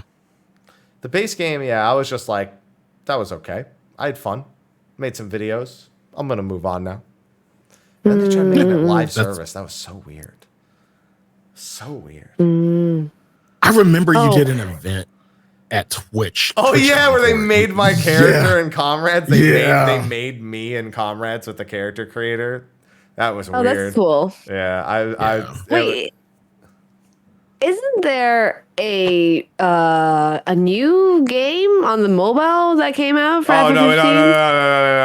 It doesn't exist. No, we don't. We're gonna pretend that's not real. It doesn't exist. That's another one of those those mobile games where you like build towns and stuff, and it's like that's all it is. It's I think this one is one where it's almost like those zombie games that you get ads for all the time where they dig underground.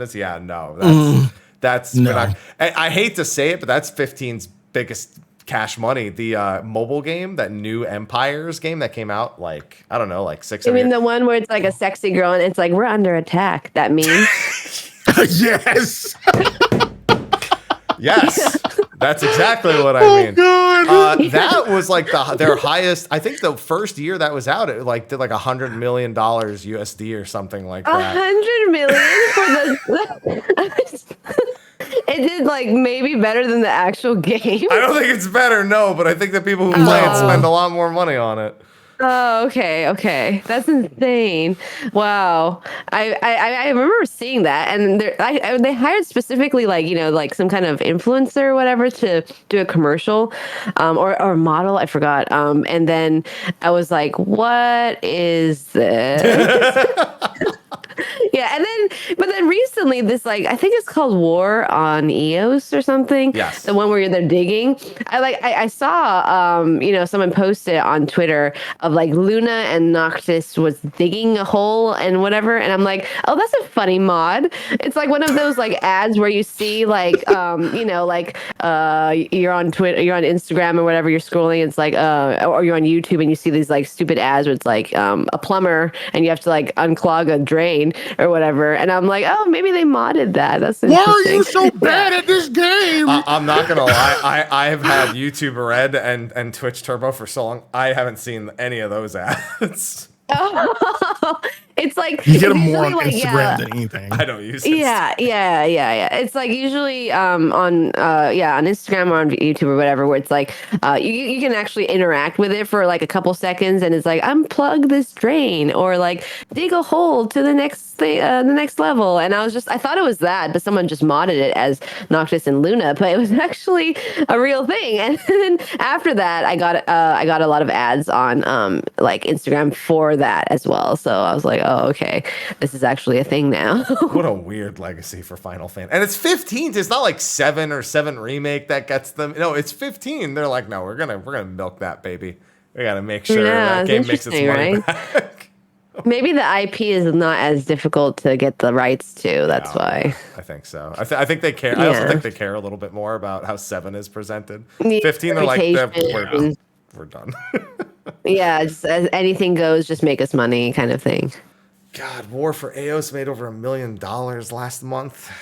Man. Wow. Okay. Well, then that means it's still, people, there is a demand there. There's something. Very interesting. Very interesting. Absolutely something. Yeah, but 15 is I enjoyed playing it up until Letitia. I love the open world concept. But yeah, I mean, I guess kind of like similar to FF16, I don't really need these kind of games to be open world personally. And I like I like FF14's like big areas that you can explore, but it's still like not, open world, but I think that's enough for Final Fantasy series at this moment. That's fair. Going back to Final Fantasy 14, you mentioned how Heaven's Ward, you understood why everyone kept telling you gets better and better. Yeah. Do you have a favorite expansion? Heaven's Ward. Is there a particular reason it's Heaven's Ward? Is it just because it's just so good. No, I mean, yeah, I really enjoyed Heaven's Ward because it's like my thing. It's like high fantasy. That's my favorite type of genre. Not just for video games, but in general, because I was just so obsessed with Lord of the Rings when I was a kid. So Heaven's Ward was like all about that high fantasy, all about like, dragons and everything that like, comes to those high fantasy packages. So, and then elves, and I'm like, oh shit, so Heaven's Ward I thought was really, really good and definitely had a lasting impression because Aroma Reborn was just kind of so like slow that once you get to Heaven's Ward, it's like, oh shit, this game is actually really good. So I always remember that, and obviously, like, I'm obsessed with this stupid character from Heaven's Ward, and couldn't get over it. But then after that, Stormblood was great as well. I enjoyed Stormblood a lot. And then Shadowbringers was one of, I guess, the expansion that everyone was like, you got to keep on playing until Shadowbringers. You got to keep on playing. And I enjoyed Shadowbringers a lot. And it was beautiful. F5.3 was devastating. It was just so good. But I wasn't a big fan of the isekai element. Like, I didn't think it was kind of like like necessary. But then now, after I played Endwalker, I get why they did that. But it was kind of like, oh, now we're not in Eorzea. So that part kind of like threw me off a little bit. But yeah, Shadowbringers is probably my second favorite expansion. Heaven's Word being because I just love high fantasy. I love elves. I love the characters. It was emotional. It was like a breath of fresh air after Realm Reborn, and I just keep on thinking about it a lot. And I'm always like, when are we going back to Ishgard? So yeah. Now let's just say that I never really thought of Shadowbringers as an isekai, and I'm like, now that you say that, I'm like, what was Graha Truck-kun? Was he our Truck-kun? Like, really? Did he just? I mean, yeah, he did kind of like knock us the fuck out, and yeah, he's Truck-kun. Yeah. He used the magic of Truck-kun. Yeah, I mean, I consider it as isekai because it's just kind of like, you're whisked away to a different area where you're not usually used to. But I mean, the story was still really great. Like, I loved being on the first, but when I go back to when I play FF14 these days, I almost never go to the first unless I need to do like crafting or whatever. So yeah, I usually spend my time in Eorzea. I don't know if you guys like go back to the first a lot. You do? I mean, you went back there for your Splendorous tools, your crafter tools recently. Oh no, I didn't. Well, you had to accept the quest at the very least, Sly. Do you know I like turned that quest off? Like, I rejected the quests after the fact. Like, after I saw like how shit the tools were, I'm like, yeah, I'm not doing this. So I just removed the quest from my journal. I go there for Andon. True. For Andy? Andon. The new delivery client, the crafting the new custom delivery. Yeah. Oh, in Ilmeg? Yeah. Yeah. Ah, okay. Got it. Yep. Yeah, that's right. I forgot. Sly's very anti-Splendorous tools. I don't even know what that is. It's the crafter relic. Crafter relic. Yeah. Oh, the relic. Useless. Oh, okay. That's useless. It's a glamour, just right? Useless. It's just glamour. Yeah. Right. At this point, yeah. Sly, when it's the best. I want to get the new. Go ahead. Sorry. I was gonna say, Sly, when it's the best, you're gonna wish you kept up on it. It's not gonna be the best. It's just gonna be glamour.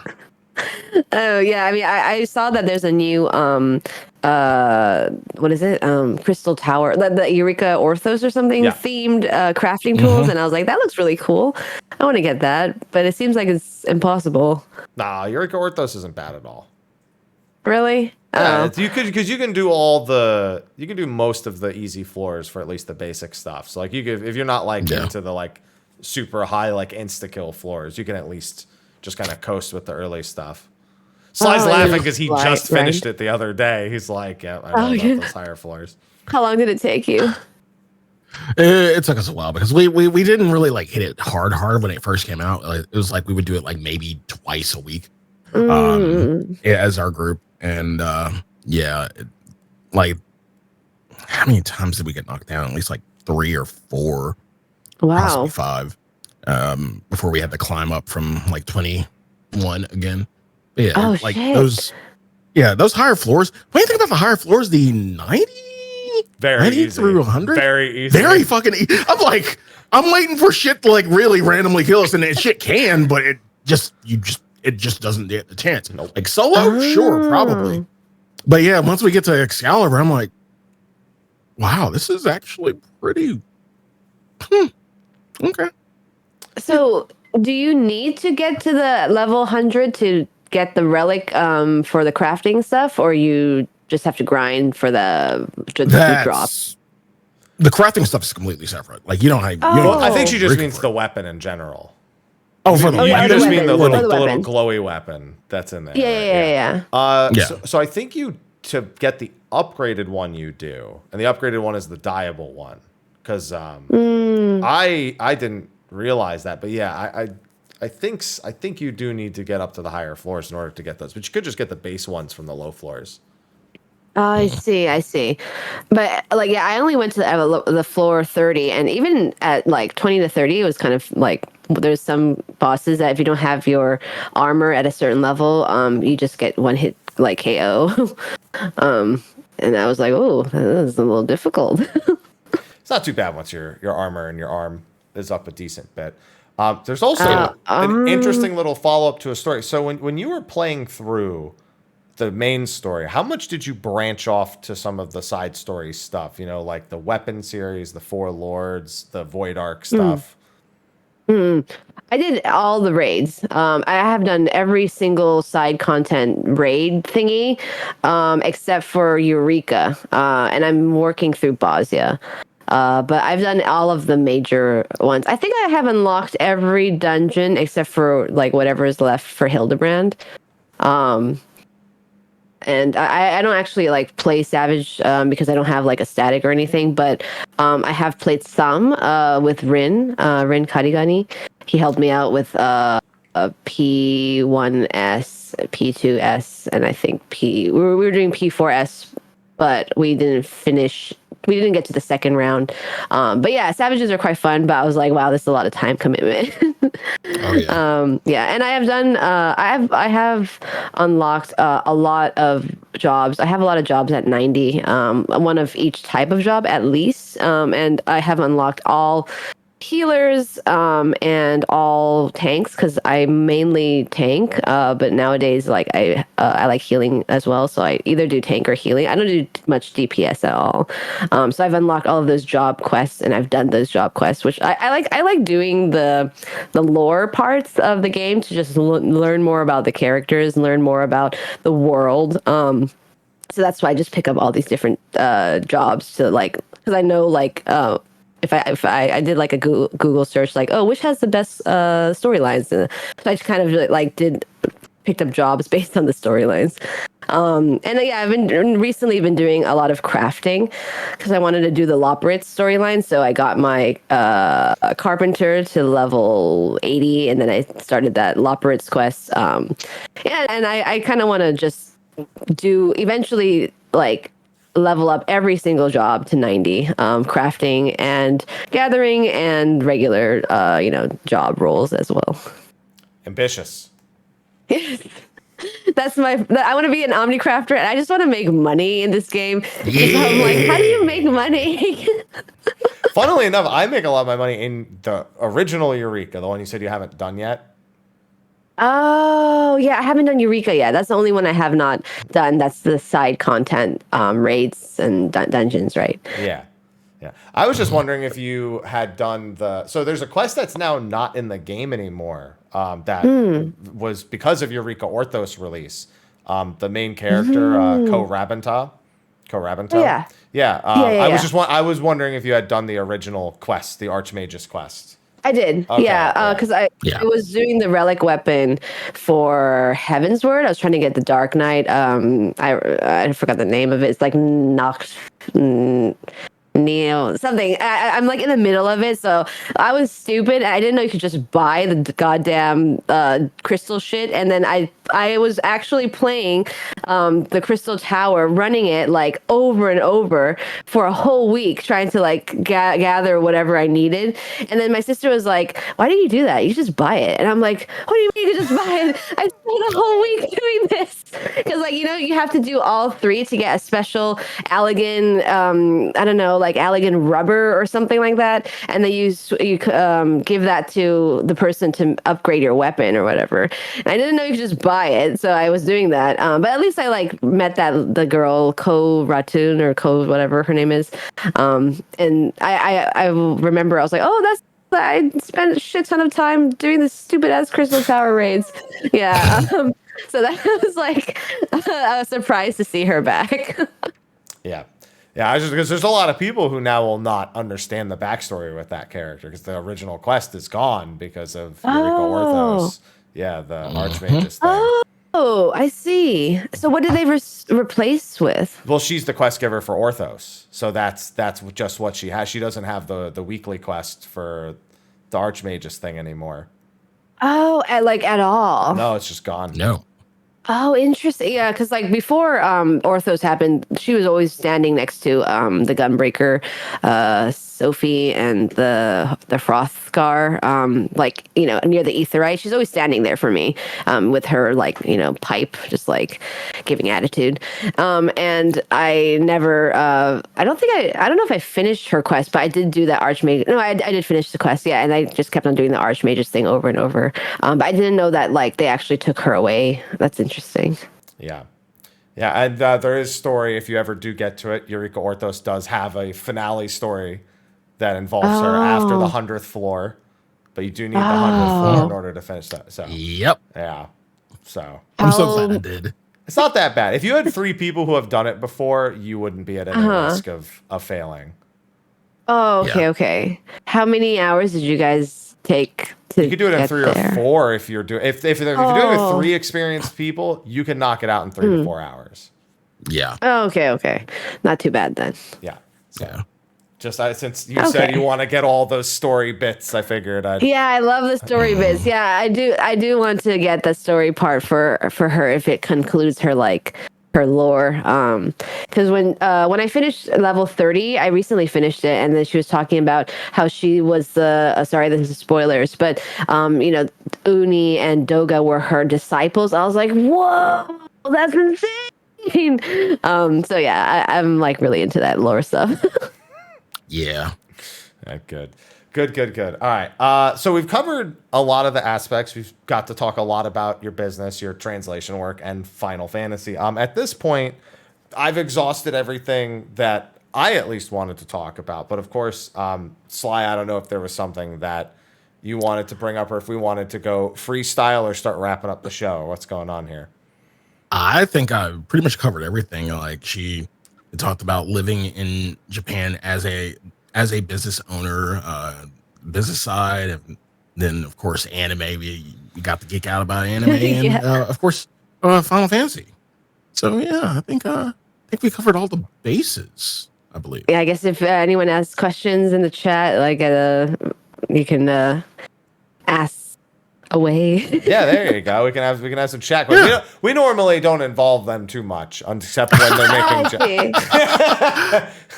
Yeah, chat gets a little rowdy at times, so we're scared of them. Yeah. You're scared. Yeah, I see. Reasonably so, but they have been. I've noticed. I've kind of leaned into a few topics that chat has been asking about. Saw a few 15s in there. I saw a few things. Yeah, rowdy. What? Are you disagreeing? You're mad already. See how rowdy you are? I can't. They know how rowdy they can get. Yeah. So, chat, if you have any questions you'd like to ask in regards to, well, any of the topics that we've been. Oh, here we go. Would she like Final Fantasy 16 gameplay to be simpler, or is she motivated? Good one. Of the finger numbing challenge that DMC5 gave her. Oh, so you had issues with issues. I like so I was going to finish DMC5 like last week, but my hands actually hurt a lot after playing it for like a whole week. So I had to take a break because my like fingers were actually like kind of like cramping up. Like I wouldn't even be playing anything, but I'm like for example sitting at my desk, I'm like, whoa, my fingers are hurting right now. I was like, what did I do the other day? I was like, I didn't work out, like I didn't do anything finger intensive. And I was like, wait, no, I did. I played Devil May Cry 5. But I don't mind FF16 being complicated. I mean, they already kind of numbed it down. So I think I'm prepared now to play it. But I'd rather it be a bit more challenging than just like, Kingdom Hearts where you just push the X button, Damn. Kingdom Hearts fans feel like she doesn't play on critical, mad. Oh, yeah. I mean, I don't. No, I don't blame you. But it's very different. Even though you can use different buttons for magic, and the triangle button has your different keyblade forms or whatever. Like it's still really different than Devil May Cry 5. So I kind of like the challenge that DMC5 had though. Planning on using any of the accessories in 16? I don't know. I mean, I'll try playing it without any accessories to see if I could do it. And if it gets difficult, then maybe I'll do one of the handicaps that they provide. But I want to kind of just try it, like, out of the box without anything and see where it takes me. I feel like this one is not even targeted at you. It's just this Blitzball, your favorite minigame. She doesn't even like 10. What makes you think she liked Blitzball? Why? Why would you? I honestly didn't even know that you could like keep on playing Blitzball. Like, do you have to? Can you go back, or are you stuck in a certain part because you are playing? You can play it from any save point. Oh, okay, gotcha. I see. At the the little sphere save point thingy, right? Mm-hmm. Yeah. Oh, I wanted to ask Mike and Sly, what are your favorite expansions for FF14? I feel like for me, my answers look a lot different because I think of them from a content perspective on top of a story. Because like Heavensward, I played Heavensward on content. I love the story, but Heavensward, as it was releasing, was an awful experience. Oh, yeah, I can see that. So it usually ends up lower. I usually end up going like Stormblood, Shadowbringers, Endwalker for like 1, 2, 3. Just because Stormblood was a very good time to be playing Final Fantasy 14. Minus one thing that they did not do a good job with, but that was they fixed it. It's fine. What was the thing they didn't do a good job with? Eureka Pagos. Oh, the Eureka. Okay. The first Eureka went okay. The second one, nope. Oh, I see. Yeah. Sly? How about Sly? For me, probably Shadowbringers overall. That was just. I feel like that was the point when content wise, I feel like that was the highest point in terms of everything. Plus, it has my favorite trial series, of course. Oh, the Whirlwind. The weapon series, yeah, so good. Yeah, he's a big mecha fan, so you can imagine how that makes sense. Yeah. No, that was such especially when they let you series. when they let you Gynax pose with the weapon. Yeah. Hey, Sly, remember when I said I think we're going to get a giant mecha fight in this patch, and you said they would never do that? Like, that's not going to happen. And then it happened. Sly, do you remember that? Yeah? Yes, I do. Yeah, good. Yes. Yeah, I'm glad. Yeah. You're welcome, by the way. That weapon part was so cool. I was like, oh, it's the weapons from FF7, and then the story with Gaius. Spoilers, but Gaius. It was just so good. Yeah, I think that's one of the best. And the music for the Emerald weapon, the Black Wolf Strikes Again. I think that's the name. So good. Yep. Yeah. Yep. Peach wants to say when are you playing Final Fantasy X again? Oh my God. Is that Sophie in chat? God damn it. She's been here the whole time. Yeah, she's been in chat the entire time. She's probably like hearing me talk shit about FF10. She's like, I am going to speak with her after this. She said you're unfriended. I'm sorry. I should play FF10 again, shouldn't I? The remaster, not remake, remaster. Yeah. I recently played it again. I was reminded, other than Blitzball, why I like it. So I felt good with the replay. So what made you want to play it again, Mike? I'm playing all of them up to 16. Wow. Yeah. You got like 2 months before. FF13, you're going to play FF13, FF13 2, FF13 3. And then I'll see about that. I was originally supposed to start this last July, and I did. But then Square said, we're going to release a game every week for like 4 months straight. So I don't know what they were smoking when they made that release schedule last fall. And then it's continuous, like Harvestella, Valkyrie Elysium, Dio Field, Tactics Ogre. I was like, stop. Put some space between it. Yeah, last year was the year of Square wants to take everybody's money. Oof, Yeah, I think maybe they perhaps wanted to, get that out, because if this year they're going to have big hard hitters, then they don't want to overshine the smaller ones, right? Yeah. I think it was because all the development on all those got delayed in COVID, and they're like, it's done, ship it. We got it. Oh, that's also possible too. We got to get it out. Yeah. Yeah. Yeah, but I was reminded why I do like 10. So it'd be interesting if you did replay it, because like I always like meme on it. Like it gets memed on like a lot. There's a lot of things in there that are right. Certainly things, but yeah, no, I would recommend 10-2. On the other hand, you can just watch the opening scene and then I guess stop after that.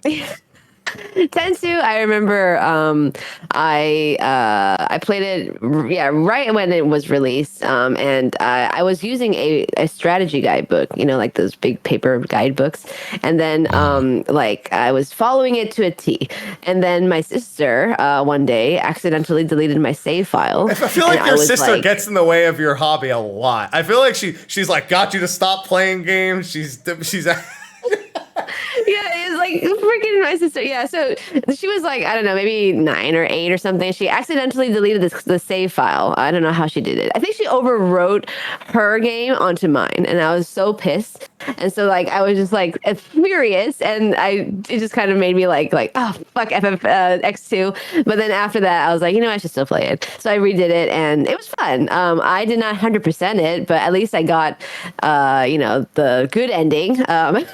Because I know some people who forgot to whistle at the end, and I'm just like, yo, that's pretty bad. I can't do it. I can't do that. I can't do it. I don't know how people do it.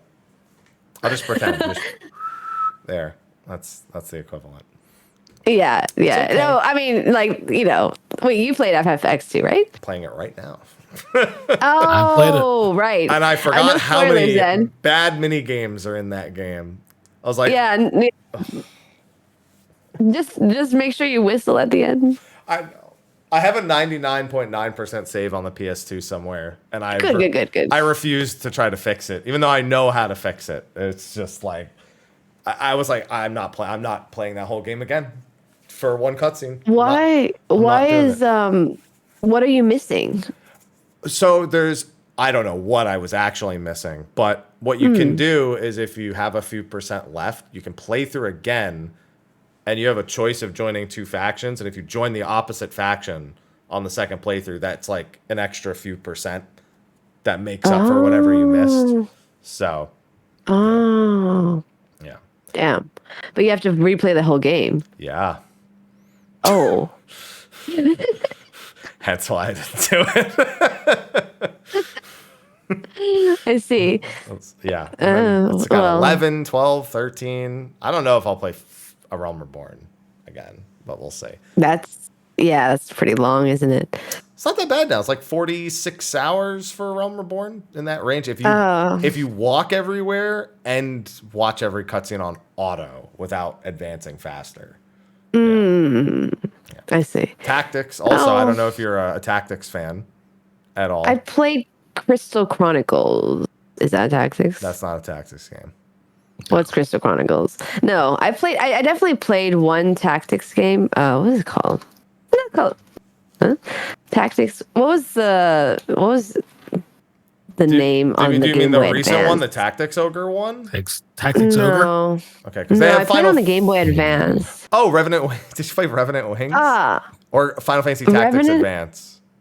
I think it was Final Fantasy Tactics Advance. Okay. The main guy is named Marsh, I think.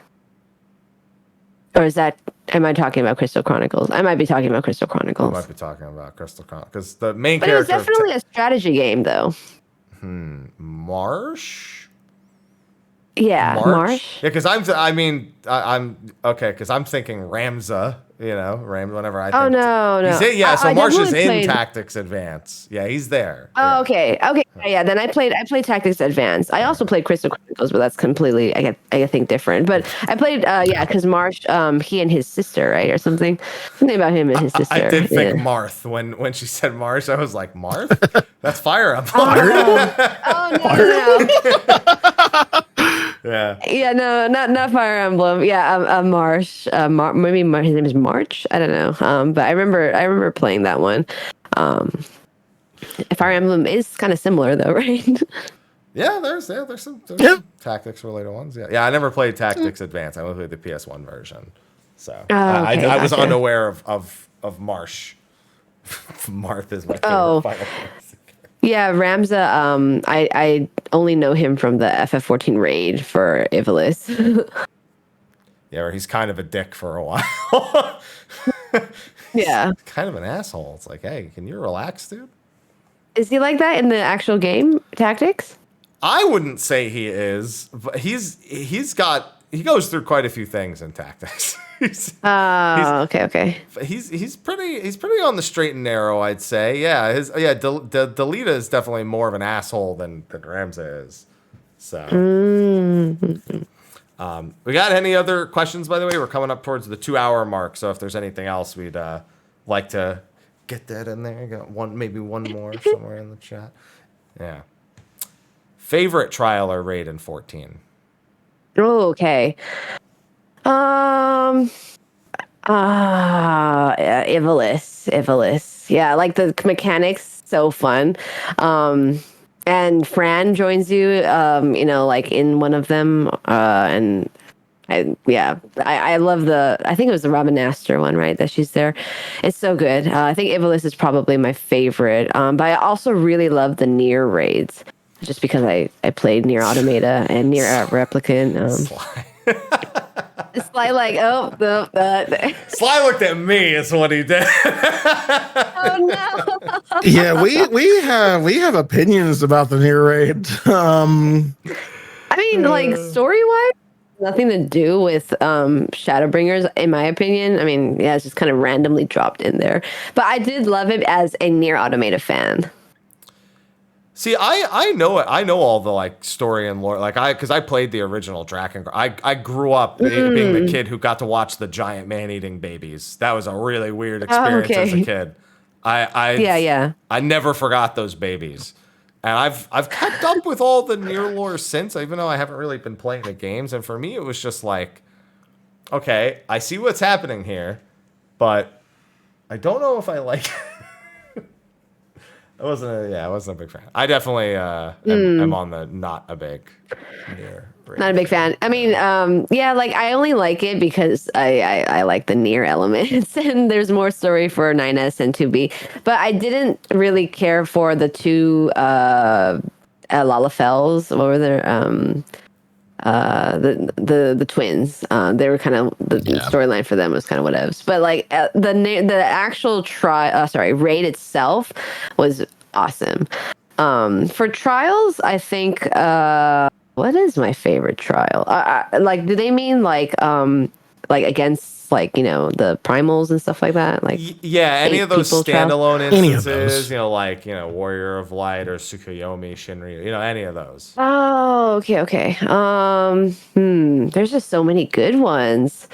The one against Hydaelyn was really great. When you did the trial with all the Scions. Hades was freaking fantastic at the end of Shadowbringers. That one was so badass. And what else? I guess Emerald Weapon is another one. I just love the music that plays on the second part of the battle. There's just so many good ones. It's hard to choose. But I guess if more recent trial that I really enjoyed was the Hydaelyn one, just because you can play with the Scions. Yeah, I wonder when they'll do that for the other, because after they're done with the dungeons for duty support, I'd have to assume the trials are at some point coming next. Yeah. I think Yoshi P mentioned that they wanted to use the Hydaelyn battle as a kind of like test to see if it is possible to have 8 NPCs with you, or 7 NPCs with you to do trials, because eventually they want to go that direction where you don't need to, play Duty Finder with anyone. You can solo it throughout all the trials and the dungeons. Oh, actually, you know what? A trial that I think probably my favorite, just because I'm a Heavensward freak, is Knights of the Realm. Thornton. so good. I think that's actually my favorite one because I did not expect it to be Knights of the Realm from FF7, the summon. It blew my mind. It was so good. Sly, once again, I see you smiling as she brings up Thornton. Yeah, just thinking of you. No, I love. Mike has PTSD Yeah, from I from love the Dragon's Thornton. Song Ultimate. I love the Thornton Yeah. story. I love that. So funny thing, I skipped story for the release of Heaven's Ward and then went back and replayed it because I just wanted to rush through to get everything unlocked. So I got there and I was like, oh, and then Ultimate End happened. I was like. All of them come in like 2 at a time at the knockbacks. I'm just like, oh, this is Final Fantasy VII. So I had a similar reaction to you, but yeah, now it's different after Ultimate. It's different. It's not. Like PTSD. Stop. Oh no. But yeah, Heaven's Word, I just love everything about it. I keep on talking about it. I keep on like wondering like, oh, when are we going back? When are we going back? And we never go back. And Emmerich is always stuck in his office. So, it kind of sucks. But weird how you brought that particular detail up about his work schedule. Because relate. I can totally like. I like Emmerich a lot because I relate to him a lot. Because I'm like, I really want to do stuff. I'm like, I need to like work though, because I need to like think about work, and work is like the everything you need to do is like something to do with work. So I get it.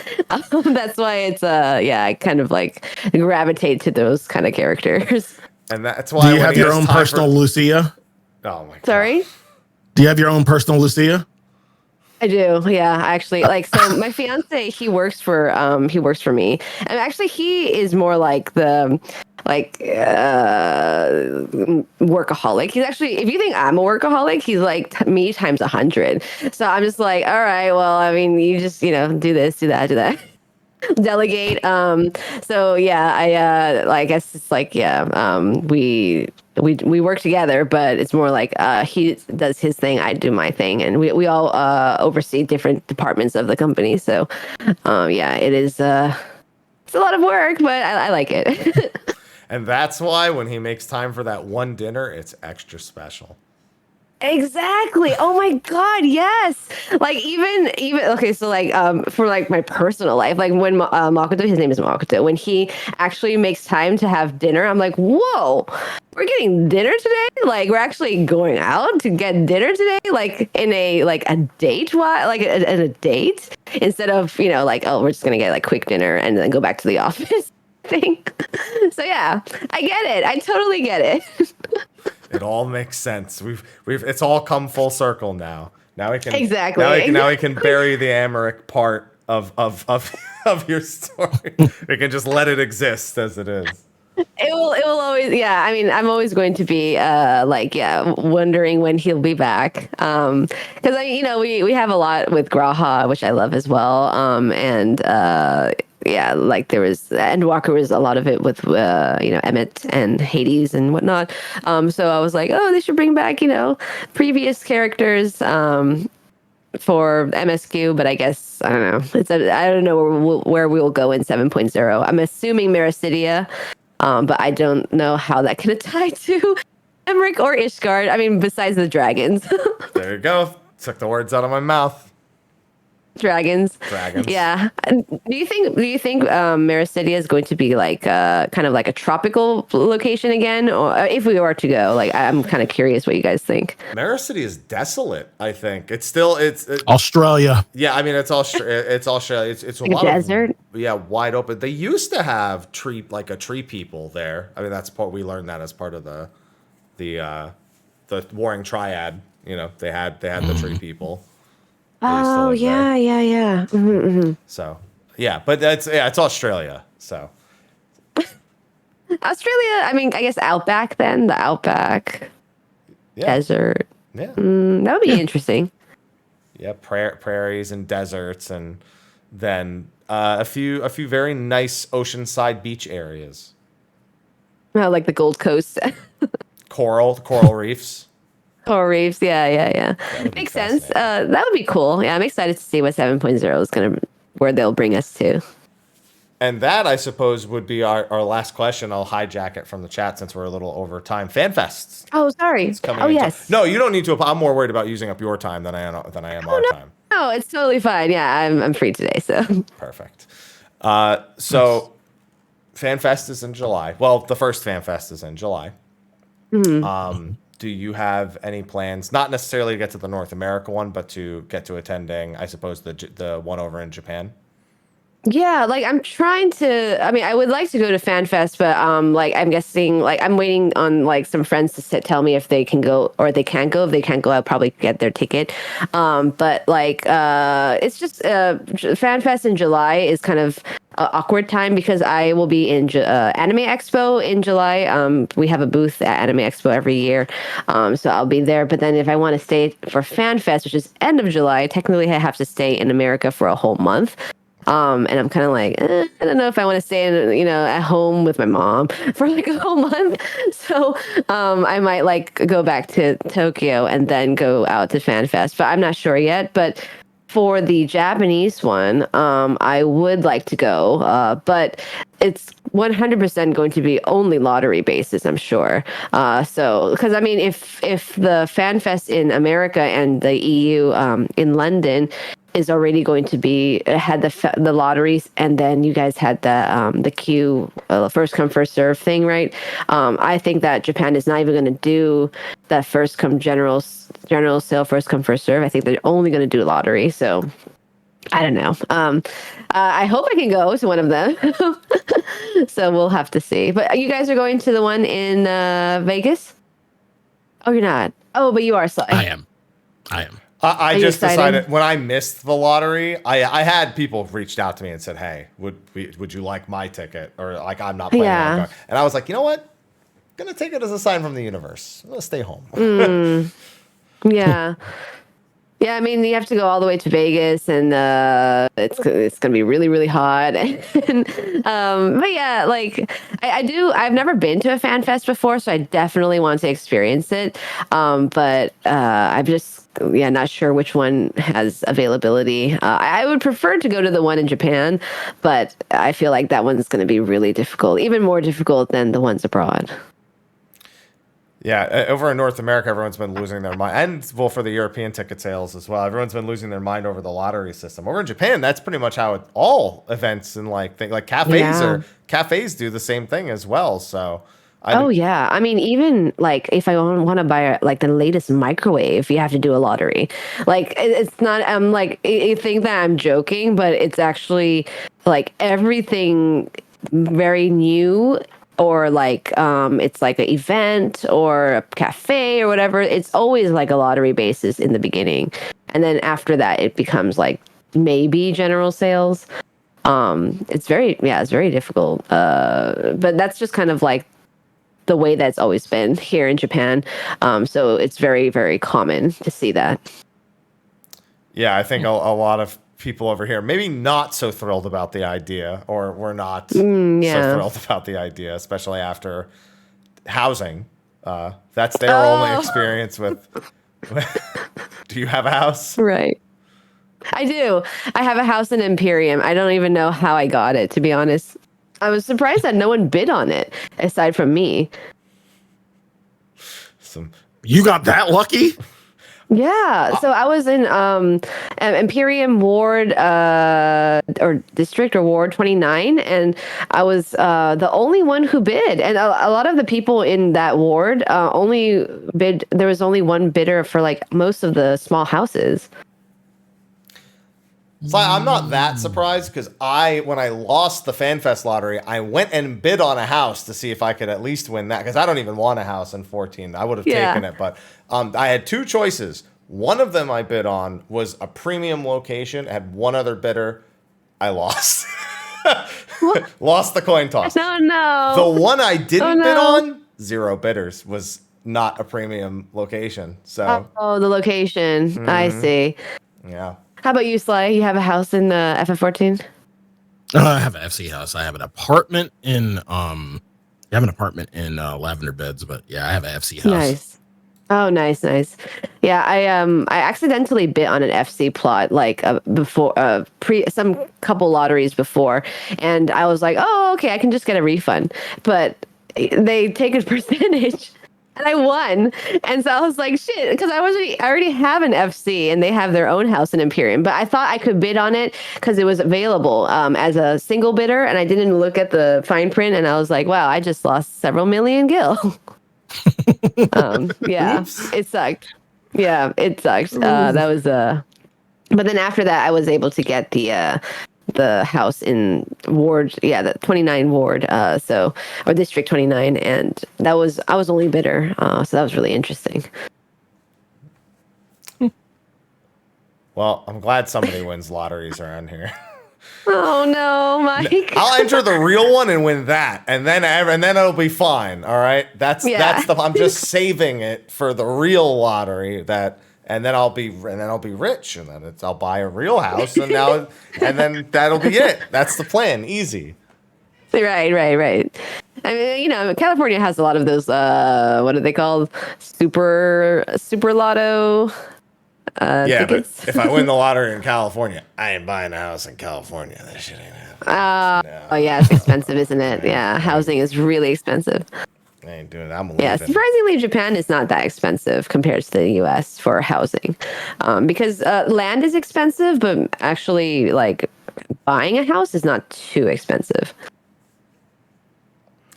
Well, if I ever buy a house in Japan, that's good news. Yeah, it's much more affordable, I think. I mean, yeah, like land is expensive. But if you were to like buy like a piece of land kind of far, not far, but like not in central Tokyo, it's it could be and then you build your house, it could be under like 800,000. Under $1 million, possibly. It's like really not too crazy. I know in America, like especially LA right now, it starts at like $1 million or something, right? Does it? If that. That sounds low. That. Yeah, that sounds low. That's like that's a 2-bedroom. That's like one floor, enough room for one car in the driveway. The water doesn't work. So, it starts at $1 million, like that kind of state of house. Yeah, that's probably more. You're talking about a shack. Yeah, we're talking about like 600 square foot like house on land. Oh God! With like a chain fence. Oh yeah, no. Oh God. In that case, yeah, like if you have $1 million, you can get a pretty good house in Japan. Like you can build it by you hire the contractor and you just make your own house, and it could be, like definitely under $1 million. So that's insane. America is very, very different than when I was living there, I think. Specifically California. Yeah. So yeah. Los Angeles used to not be as crowded as well. Like right now the traffic there is insane. I lived there, 10 years ago, and I had to go drive every day to like Hollywood area, and it took me about 3 hours back and forth, and I just was so over it. But I heard now it's even worse. So I'm just like, I can't imagine like how it could be worse, because that was like really bad back then. But yeah, I'm not sure about where you guys are, if you guys have bad traffic, but Los Angeles is, kind of notorious for its horrible traffic. And it's very different from Tokyo. It sure is. I second that. I've lived in LA. I've been to Tokyo, and it's very different. Oh yeah. Very different. Yeah, very, very. But they both have their pros and cons. But yeah, it's the driving part's a little difficult sometimes. Yeah, in Japan, the only thing that was really different is how much more expensive an Uber is, because Uber is like a premium service in Japan. Yeah. Having your own private ride is like a huge privilege.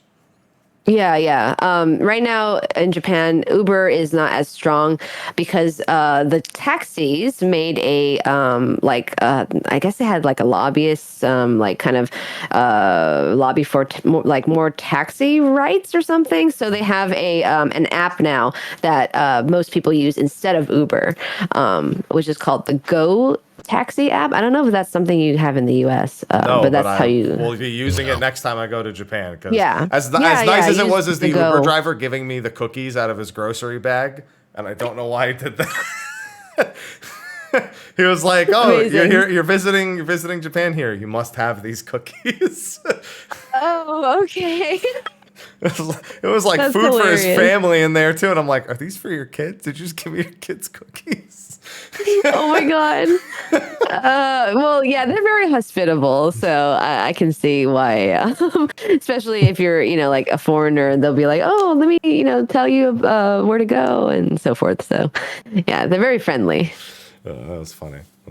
All right. Well, we've been going for a little bit over 2 hours now. I appreciate you taking the time to talk about the various aspects of your business and, as you said, your journey of course. with Final Fantasy XIV. Hopefully, it was nice and relaxing for you. Yeah. I had a lot of fun talking to you guys about it, and I'm always talking about Final Fantasy. So yeah, it's always a pleasure. So thank you guys again for inviting me onto your podcast. Really, I've always seen like State of the Realm. I'm like, oh man, that would be so cool to be on it. And then when you reached out, I was like, oh my god, yeah, I would love to.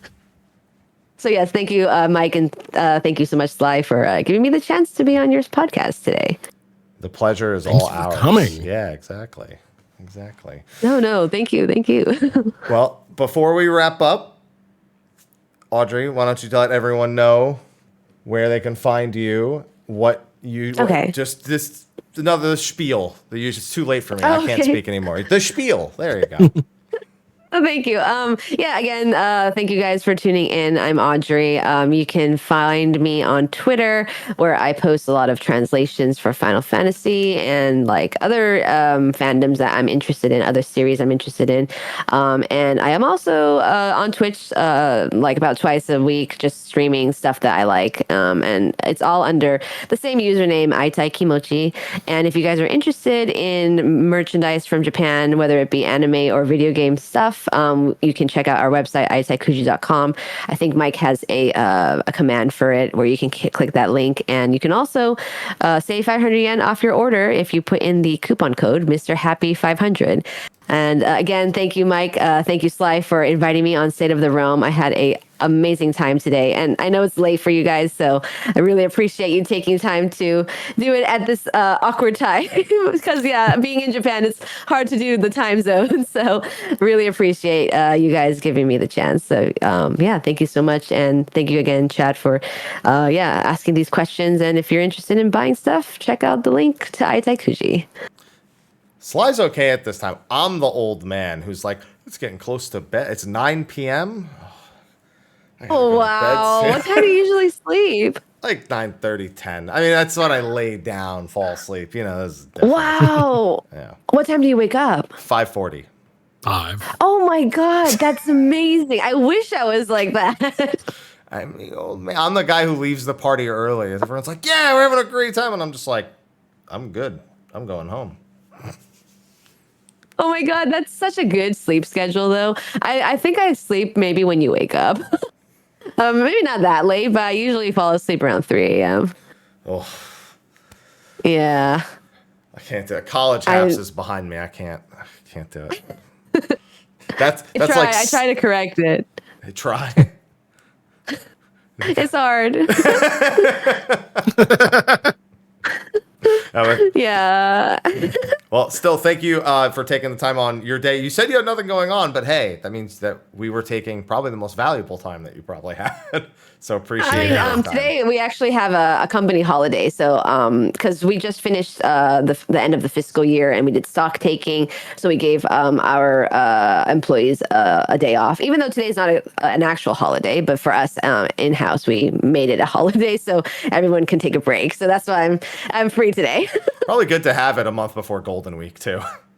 Yeah. And then after that, it's like just, preparing for AX. And then towards the latter half of the year is always really busy. So, and FF16 is coming out. So yeah, that's going to happen, right? Yeah, it is. Very excited. It's definitely going to happen. Yep. It's already gold. It's done. It's sealed. It's sent. It's no delays. It's all ready. Yep. Oh my gosh, it's gonna be so good, and yeah, really excited for that.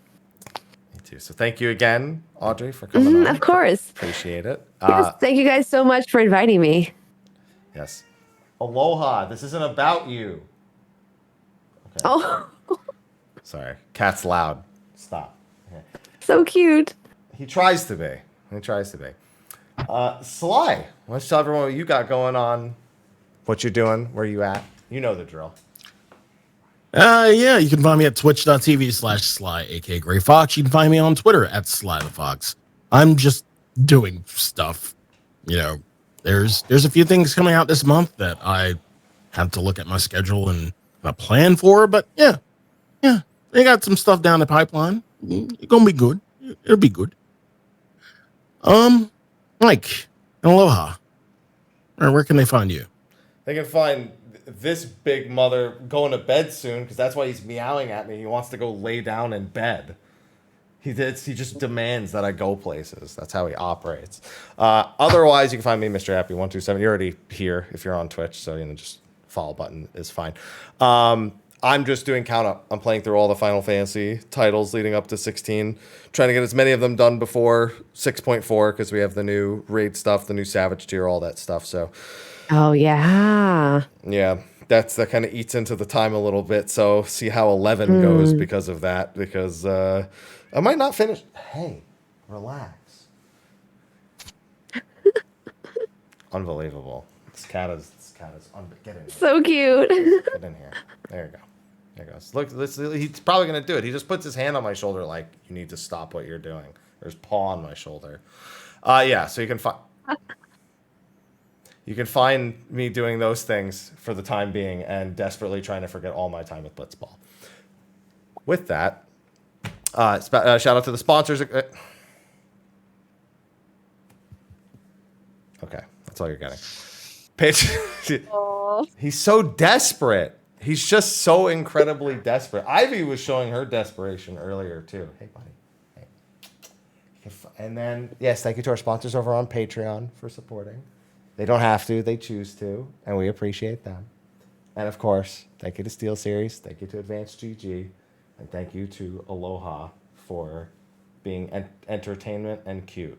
Is that good, Aloha? Did you enjoy your outro? Is that it? Is that all you wanted? That's not all he wanted. I know that's not all he wanted. Oh. He's too food motivated for that to be all that he wanted. With that, thank everyone for tuning in. I don't know if we'll have a show next week. But if we do, we'll be here back at normal time. Fridays at noon Pacific is when we normally do the show. And we're going to go into just a short post show, hang out afterwards, chill for a few minutes, and then sign off and move on with our days and evenings. So thank you again, Yeah, Audrey. thank you so much. Yes, one final thing. I feel like I have to say thank you a million times. But oh my gosh, no, thank you for inviting me. Thank you for buying from my store. Yeah, you're awesome. You guys I really appreciate it. Once again, thank you so much. It's a lot of stuff I bought. You helped me finish my Uniqlo collection too when they ran out of stuff in the States. I imported them. Oh, I'm glad. I had to upsize a little bit, but that was fine. Right. Yeah, Japanese size is a little different, but thank you again. Thank you. All right, and we're gonna move on to a short post show. So thanks everyone for tuning in. We'll see you next time. Until then, enjoy your weekends, evenings, whatever. Bye-bye. Bye. Thank you. See you soon.